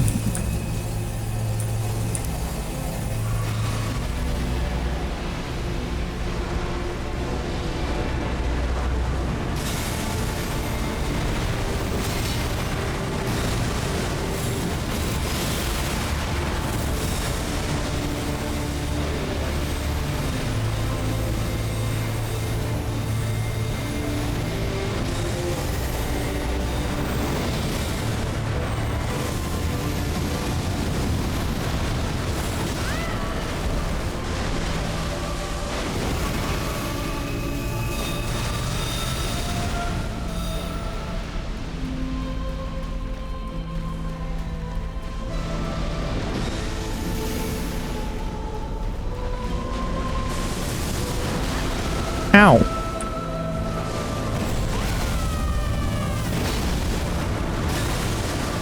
Ow.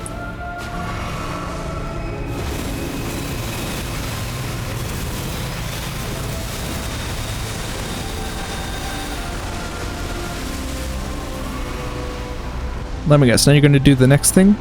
Oh, no.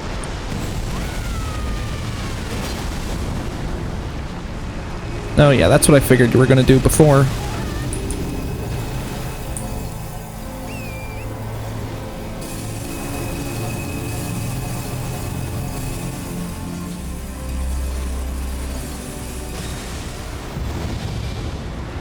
Okay.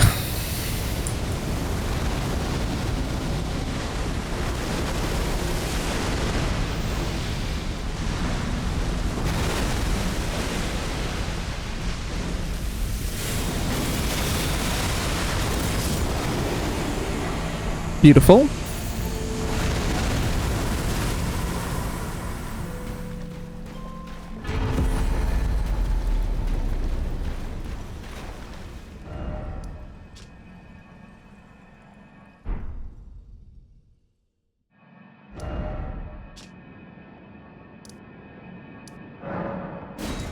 Boon of the Empyrean.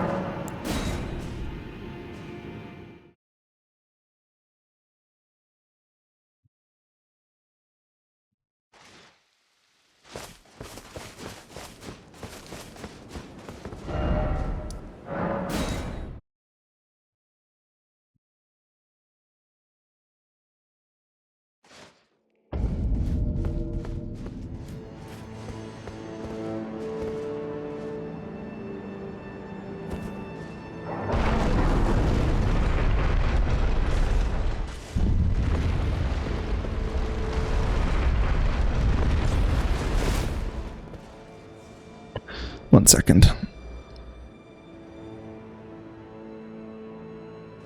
Okay. Let's drink this and then enter.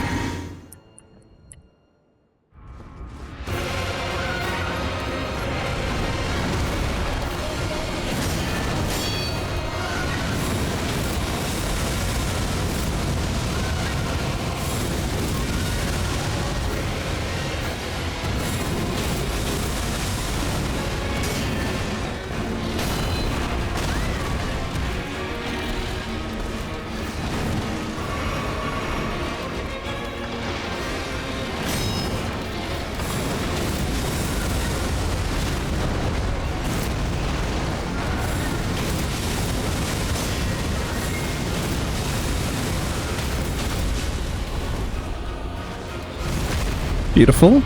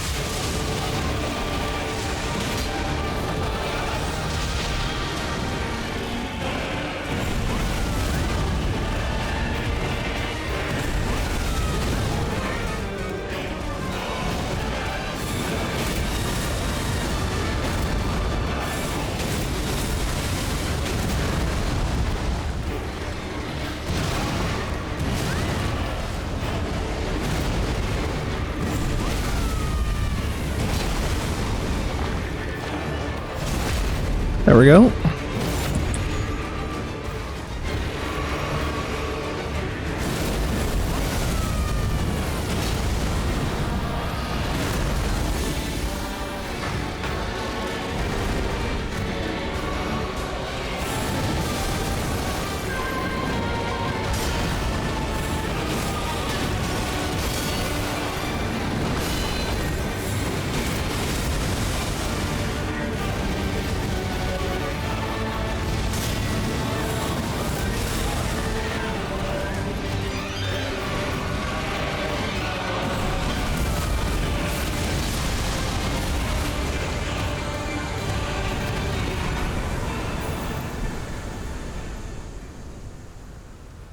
Okay, so we're definitely not getting through this DLC run without using any Shadow Tree fragments. We're definitely going to have to use some of those. Both so that we take less damage and we deal more damage.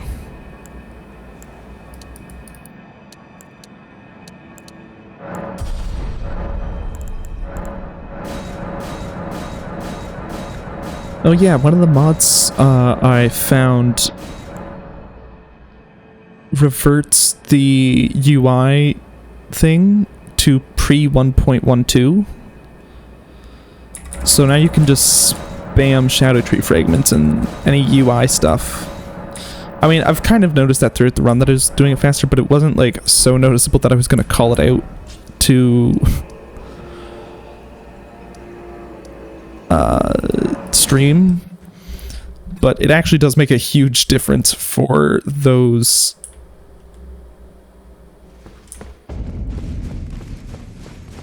for Shadow Tree fragments, because you have to do so many in a row.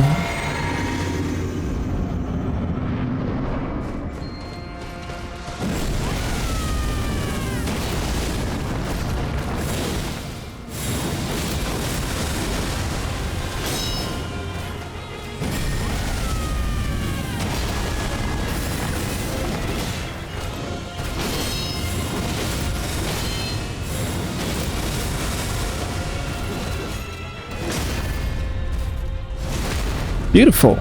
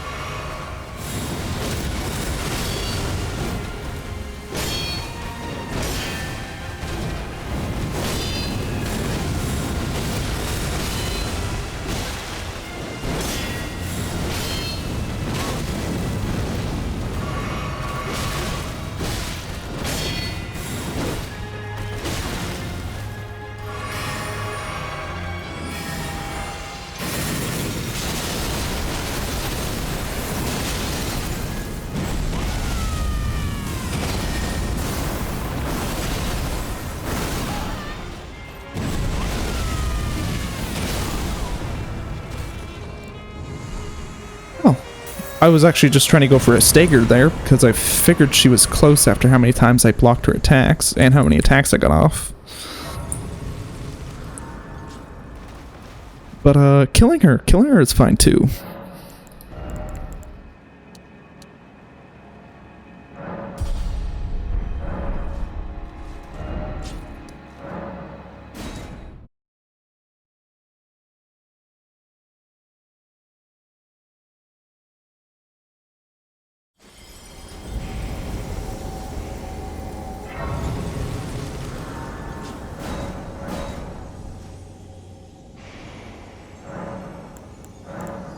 You know what? Let's just go straight up to 20. I don't actually feel like I have to make this run more difficult than necessary. Which is to say, I am fine with it being incredibly easy.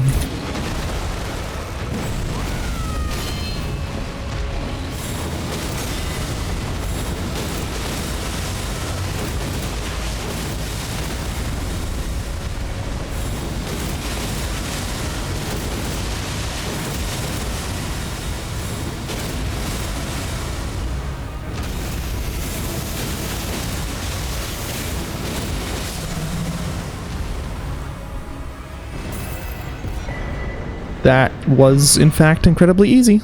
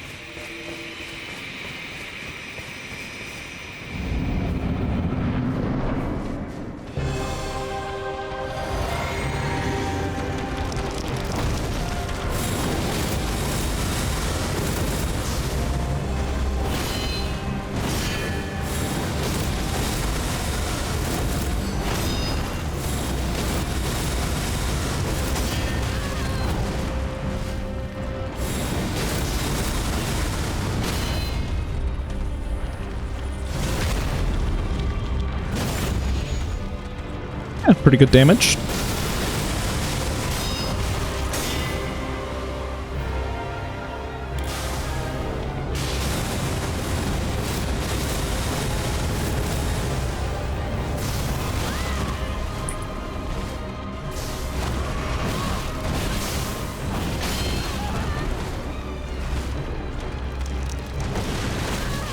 God damn it. I was just trying to fucking get away so that I could heal.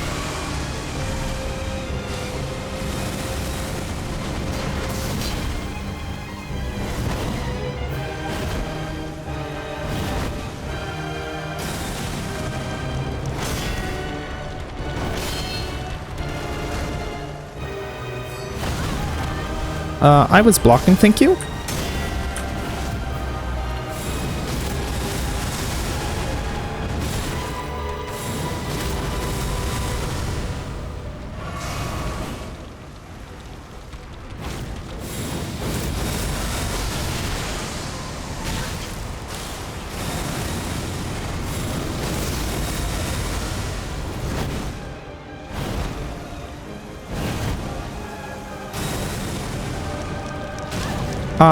Fuck you. I rolled.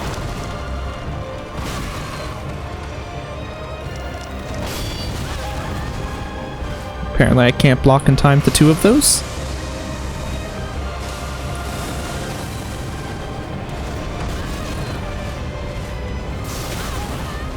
Fuck off, man.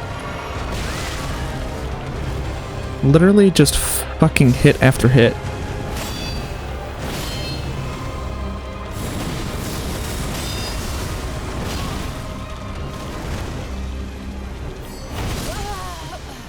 Fucking hell.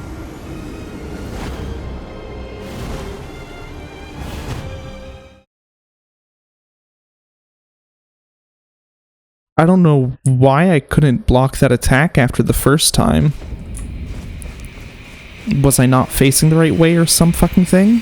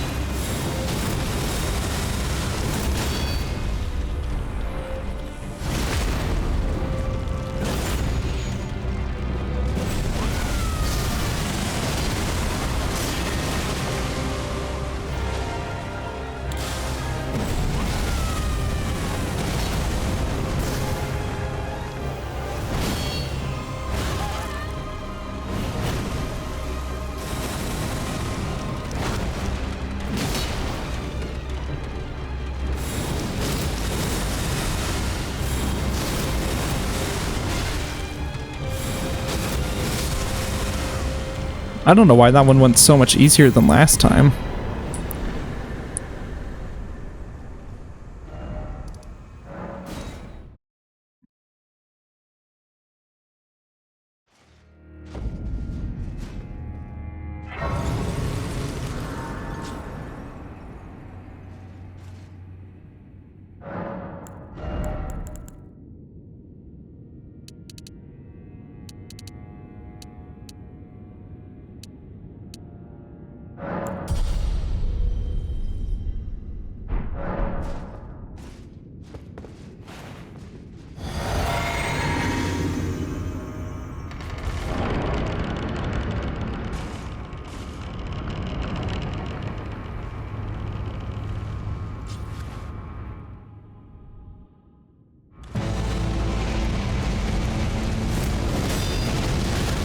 Ah, I didn't block in time.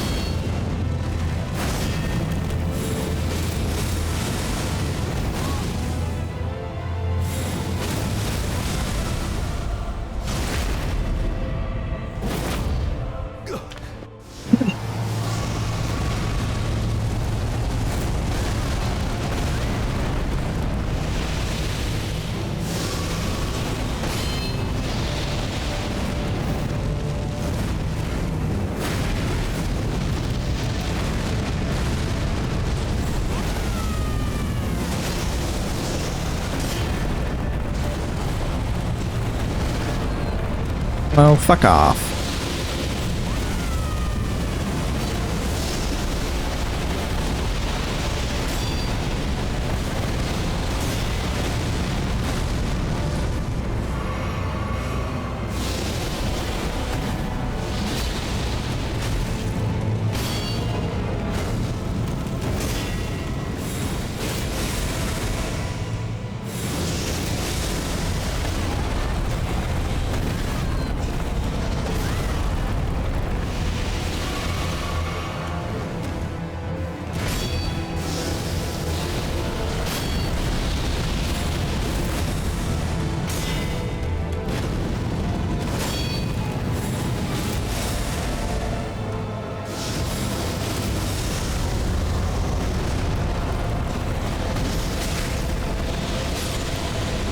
Oh, I didn't think he was dead. That's interesting.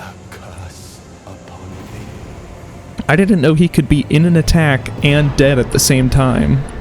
I guess he's not allowed to die when he's in snake form, so if you do enough damage right as he's entering it, he'll just keep attacking until he exits snake form, and then he'll just die.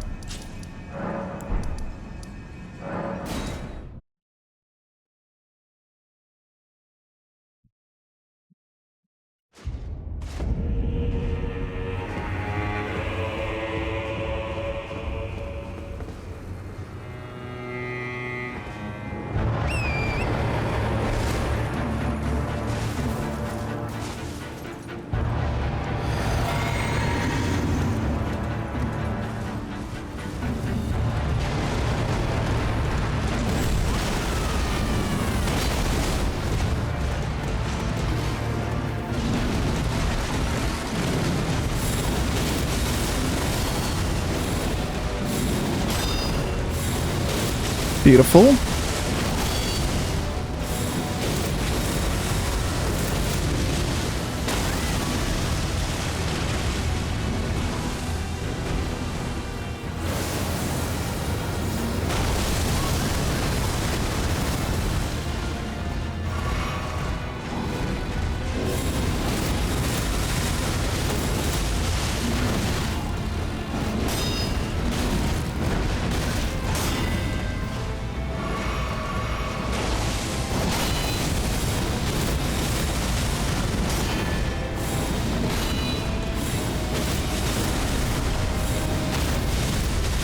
Oh, beautiful.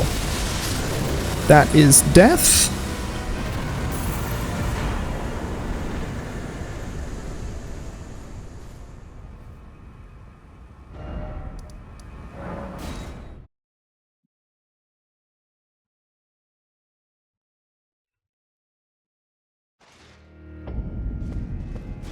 Okay.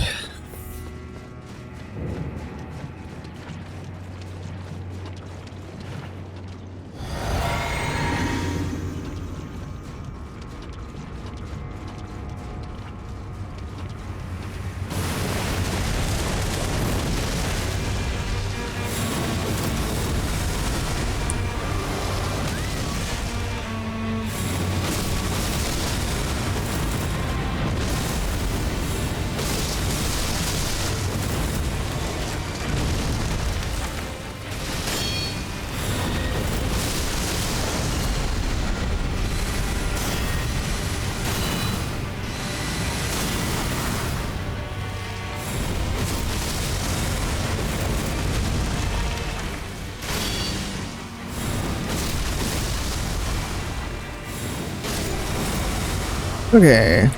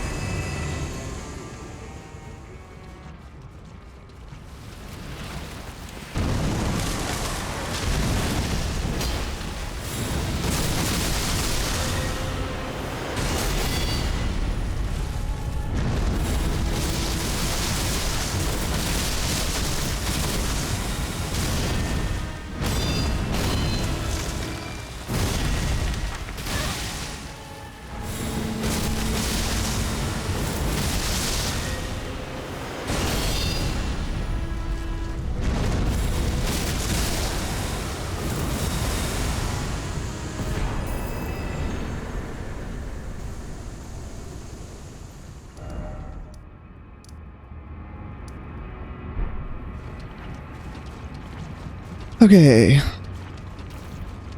Let's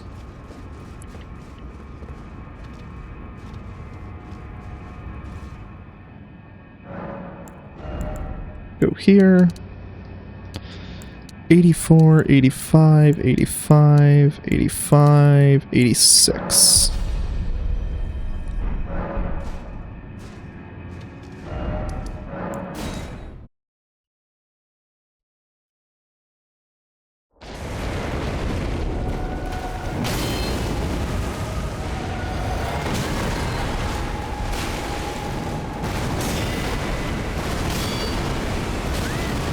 Oh, fuck off.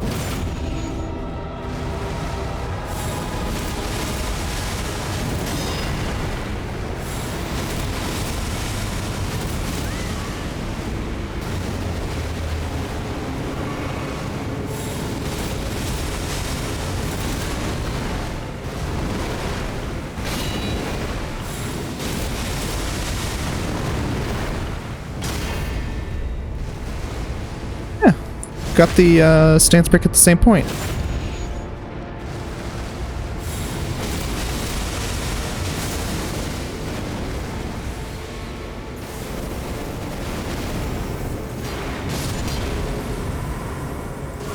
You know, they should really consider adding this Sekiro-style block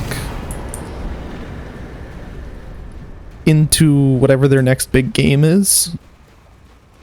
Assuming it's in the same genre as Elden Ring and the Souls games. Assuming it's a Souls-like, essentially. Because it really is... I mean, it's very rewarding to have a perfect block where you deal a little bit of stance damage.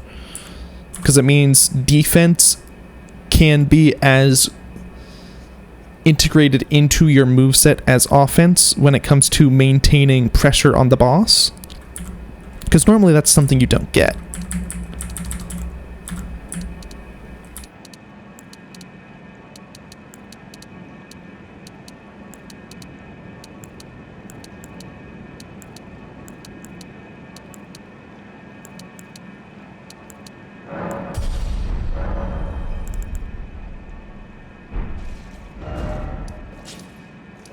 Normally, if you want to have any sort of defense, whether it be rolling or blocking, you are giving up pressure on the boss in order to do so. Which makes it very hard for lighter weapons and weapons that don't do high stance damage to get stance breaks, because you kind of have to maintain constant pressure in order to get them with those weapons. So like, if you roll, you have to kind of do an attack after the roll. But the Sekiro style block is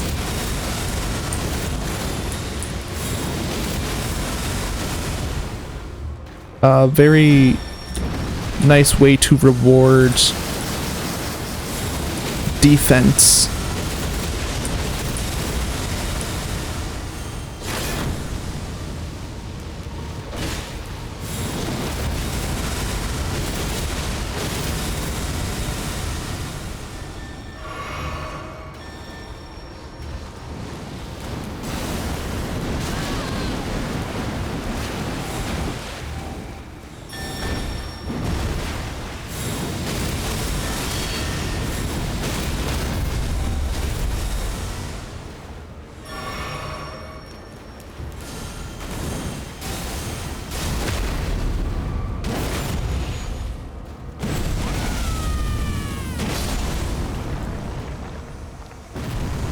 Specifically, it rewards well-timed defense. You can't just hide behind your shield the whole time. You have to learn the moveset well enough that you know you'll be able to block when the move comes down, and it also opens up more opportunities for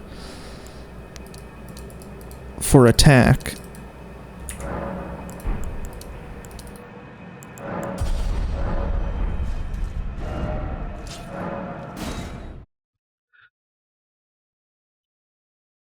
Then, you know what, actually I don't want to fight Midra yet.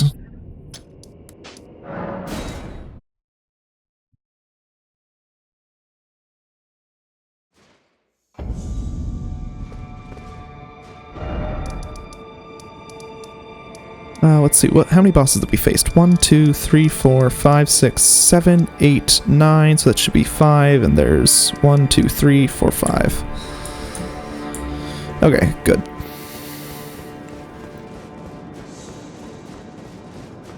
thought I'd see you here. It's been quite some time. It was never kindly Miquella, was it? The Erdtree was leading you all along, so that you might ascend to lordship. I come to these lands to begin. Sorry, I was just commenting on how the Sekiro-style block allows you to be more aggressive. Well, actually, that's not even because of the Sekiro-style block. I think the adding more ways to block out of an attack, which is what this mod does, is also something they should at least consider, or maybe consider some weapons being able to do that. Because the ability to go from attacking to blocking very quickly with this moveset actually with any moveset, like just the fact that that is in my repertoire means I don't have to worry as much about the timing of my attack as much. Like, there is some extent to it still, but there's a lot more attacking, knowing the attack is going to come against me, blocking and going immediately into attacking instead of being like, oh, okay, is this... I guess it is very different from the Souls style combat, because that's a very, that doesn't require you to learn the moveset in the same way. Don't you dare approach Mikula the Coward. Needle Knight Ledder, Dryleaf Dane, and our ally will never allow this.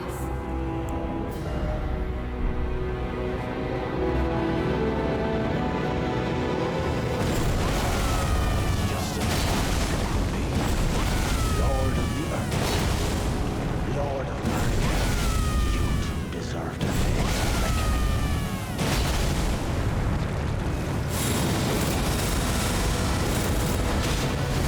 Oh, fuck off.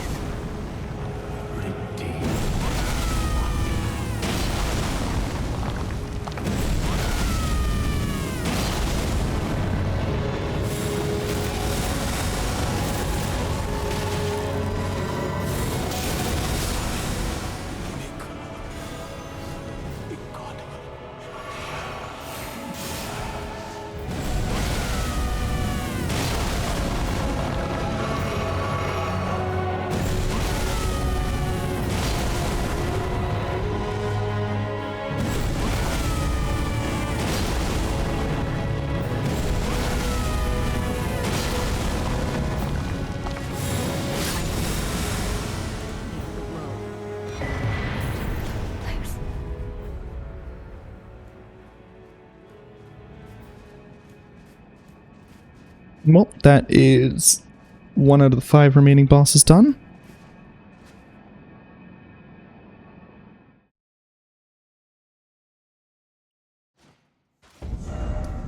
Okay. I'm pretty sure we are going to absolutely demolish... Oh, never mind. We're doing magic damage, not holy damage.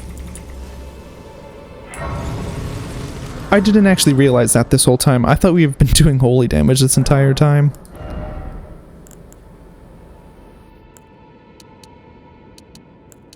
$803, $804...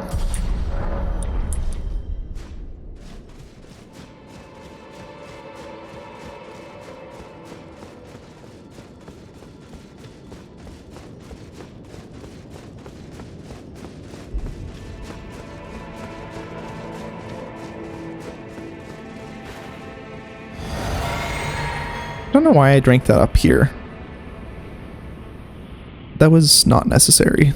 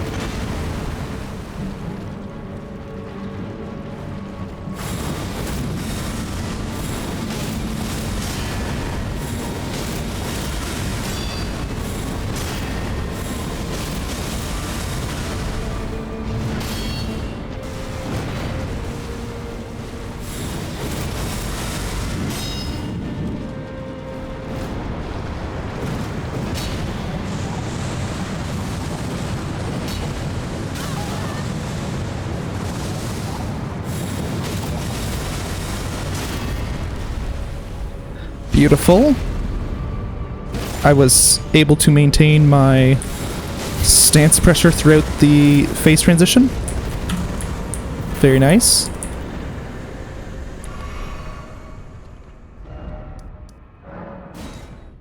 Okay, now we are going to go from right to left.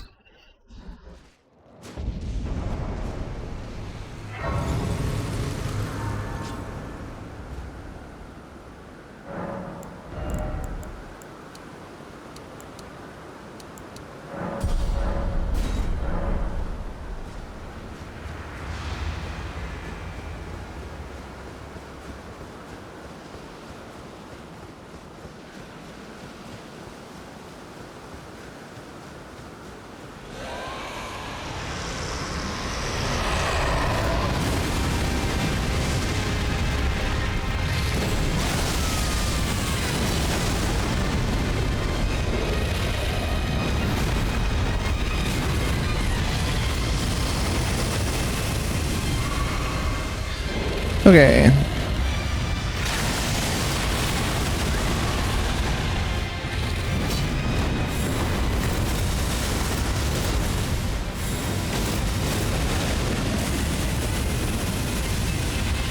See, like, even that right there, the fact that I could block out of the attack meant that even though if I had actually let the attack animation run to the end, I would have definitely been hit by the breath attack going downwards.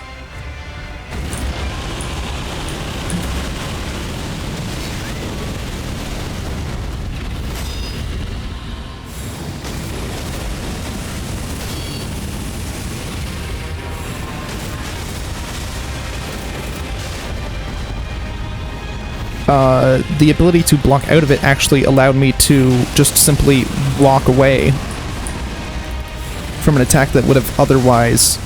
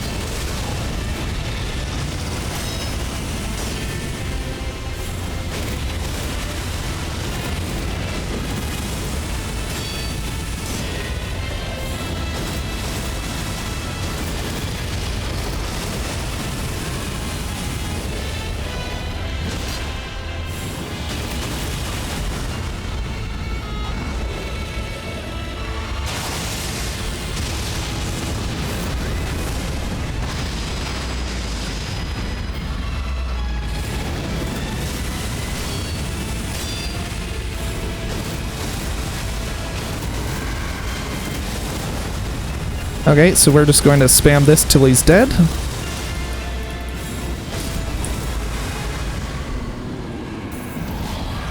I really like the ability to animation essentially I can animation cancel. That's not exactly what it is, I don't think. Maybe it is actually. Maybe that's literally all it's doing. Maybe it's just registering, oh, you're pressing Alt. In that case, I'm going to cancel the attack animation you're in right now and allow you to do a block animation. Maybe that's all that it's really doing at its core, but it feels very nice.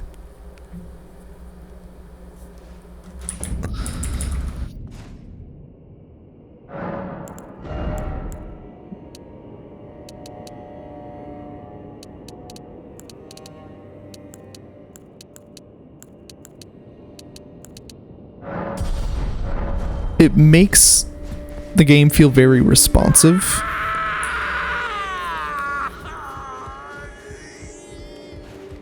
And like I'm in control at all times.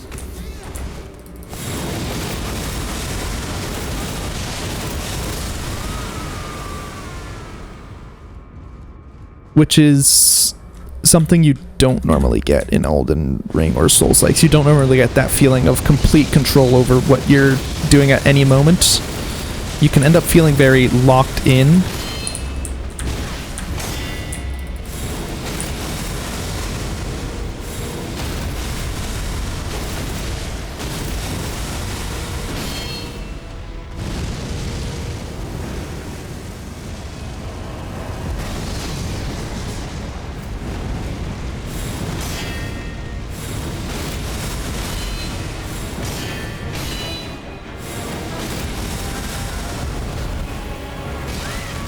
Damn it.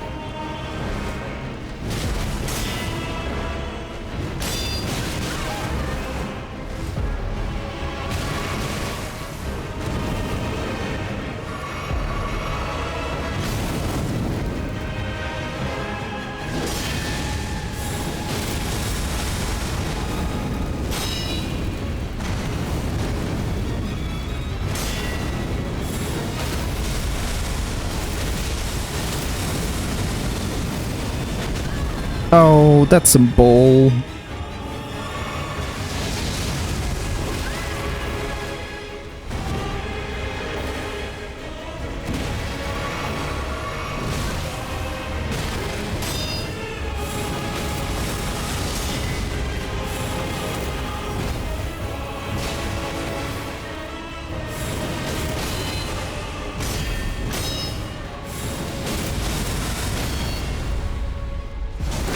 Very nice. First time I'm actually gonna get to use the critical that I'm...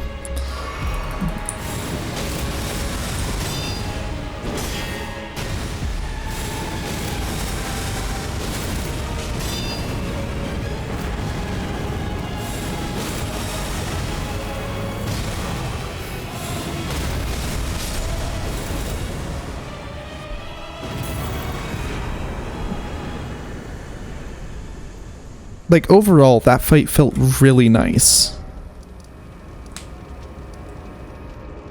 I will say, the better you are at parrying a boss, the nicer that block style feels. Which is why, for Midra there, it felt really nice compared to some of the other bosses, because, you know, a lot of the other bosses, you can't parry their attacks, so you have no sense of timing for it when you switch to this kind of block style.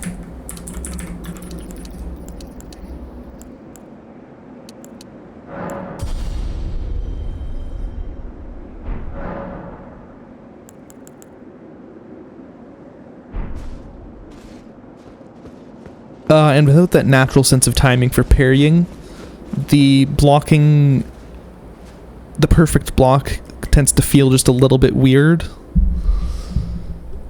But with a boss like Midra, who I parry all the time, it feels super good, because the timing isn't really that different from parrying. You have to make sure to hold your blocks, and you have to kind of block, I think, a little bit earlier than parries.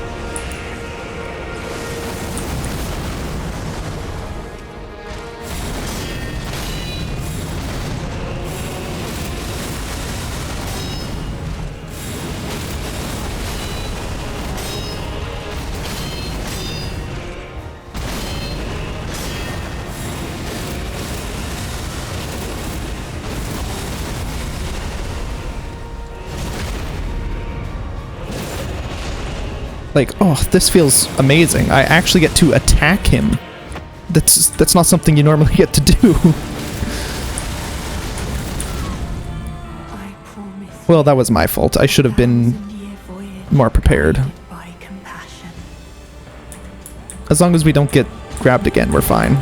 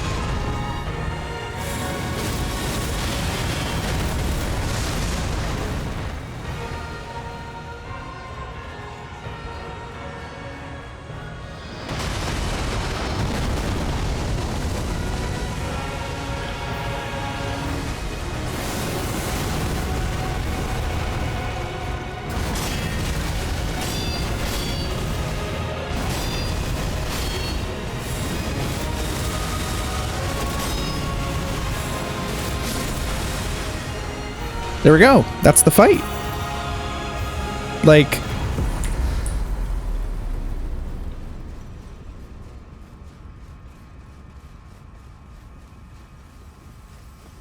I'm not saying they have to implement it exactly like this, because, as you can see, it's almost kind of OP.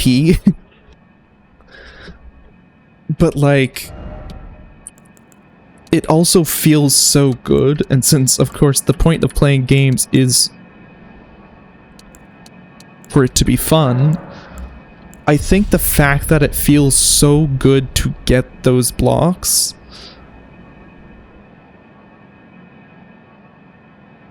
means it's worth doing. It's not that different from the deflecting tier. One major difference I will say from the deflecting tier is the animation cancel. The fact that I can block to get out of an attack so that I can move around or dodge or just block an attack that's coming my way makes it feel like I am in control. Which is nice, because a lot of most of the runs I have done of these starting weapon runs, most of them have been charged attack runs. You know, like, I do R2s, they're just very powerful. If you're ever doing a heavy weapon, they're very powerful. I am aware that most of the runs I've done are very samey. With that said, the problem with those runs that I've always felt is because I have to stand still for the charge attack and get it, even if I realize I need to get out of the animation, releasing R2 for an uncharged R2 is still a super long time. So it never feels like I'm in control once I'm in that animation. Once I choose to attack, that's it. That's me holding my charge attack, and either I timed it right or I got it wrong. And it feels very out of your control. This, because it lets me get out of that animation, feels in control. At no point, you know, like, yes, I was using R1 technically, but this is a unique skill. This is the same skill as this. Okay, it's a little bit faster than this, but it's overall the same skill as that.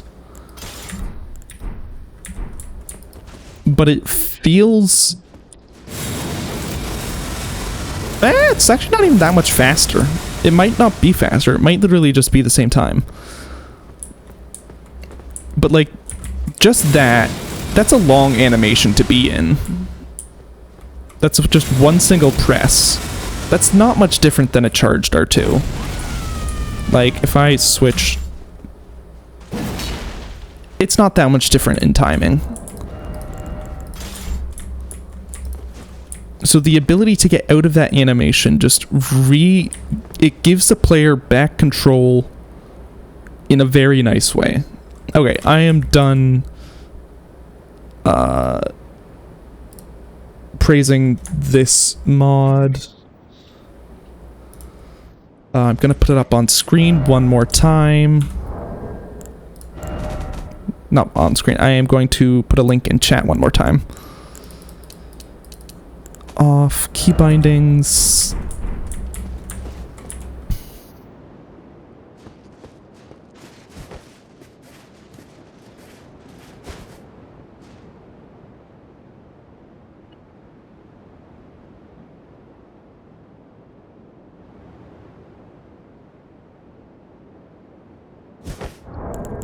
Okay, key bindings. Get rid of alt so that I can now do this without holding it in front of my face.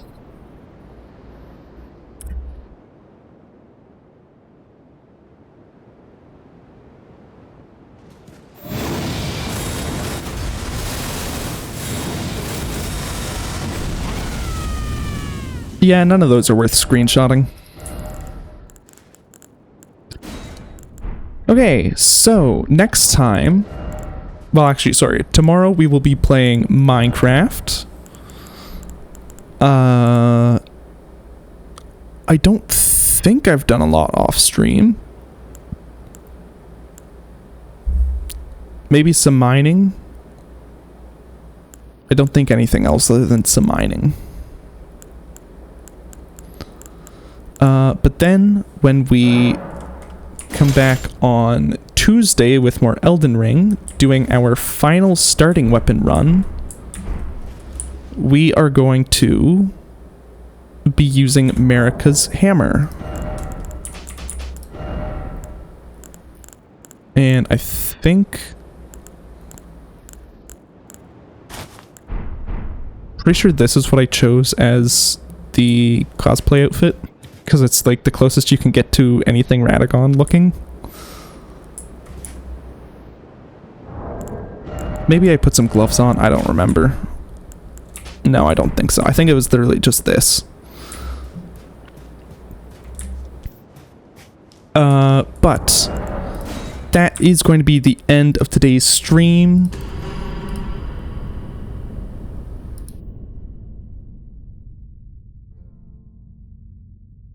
Wait, the bot doesn't show up on...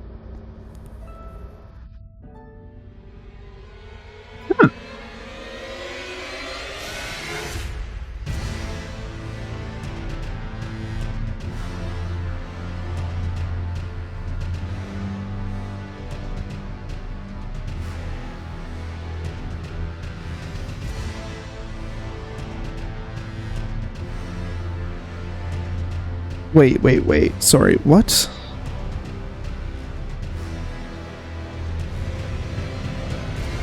Oh, okay. I'm gonna look into that off stream.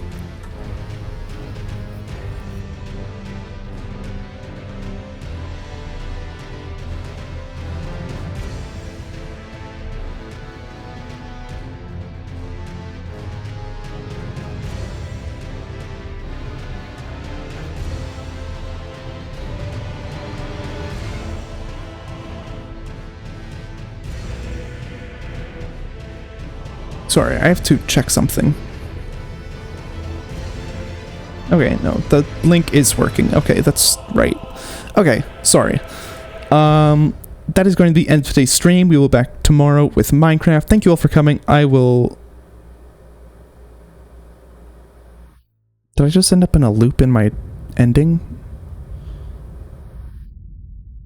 I did. I think I said thank you all for coming. I'm gonna be... Okay, sorry. Goodbye.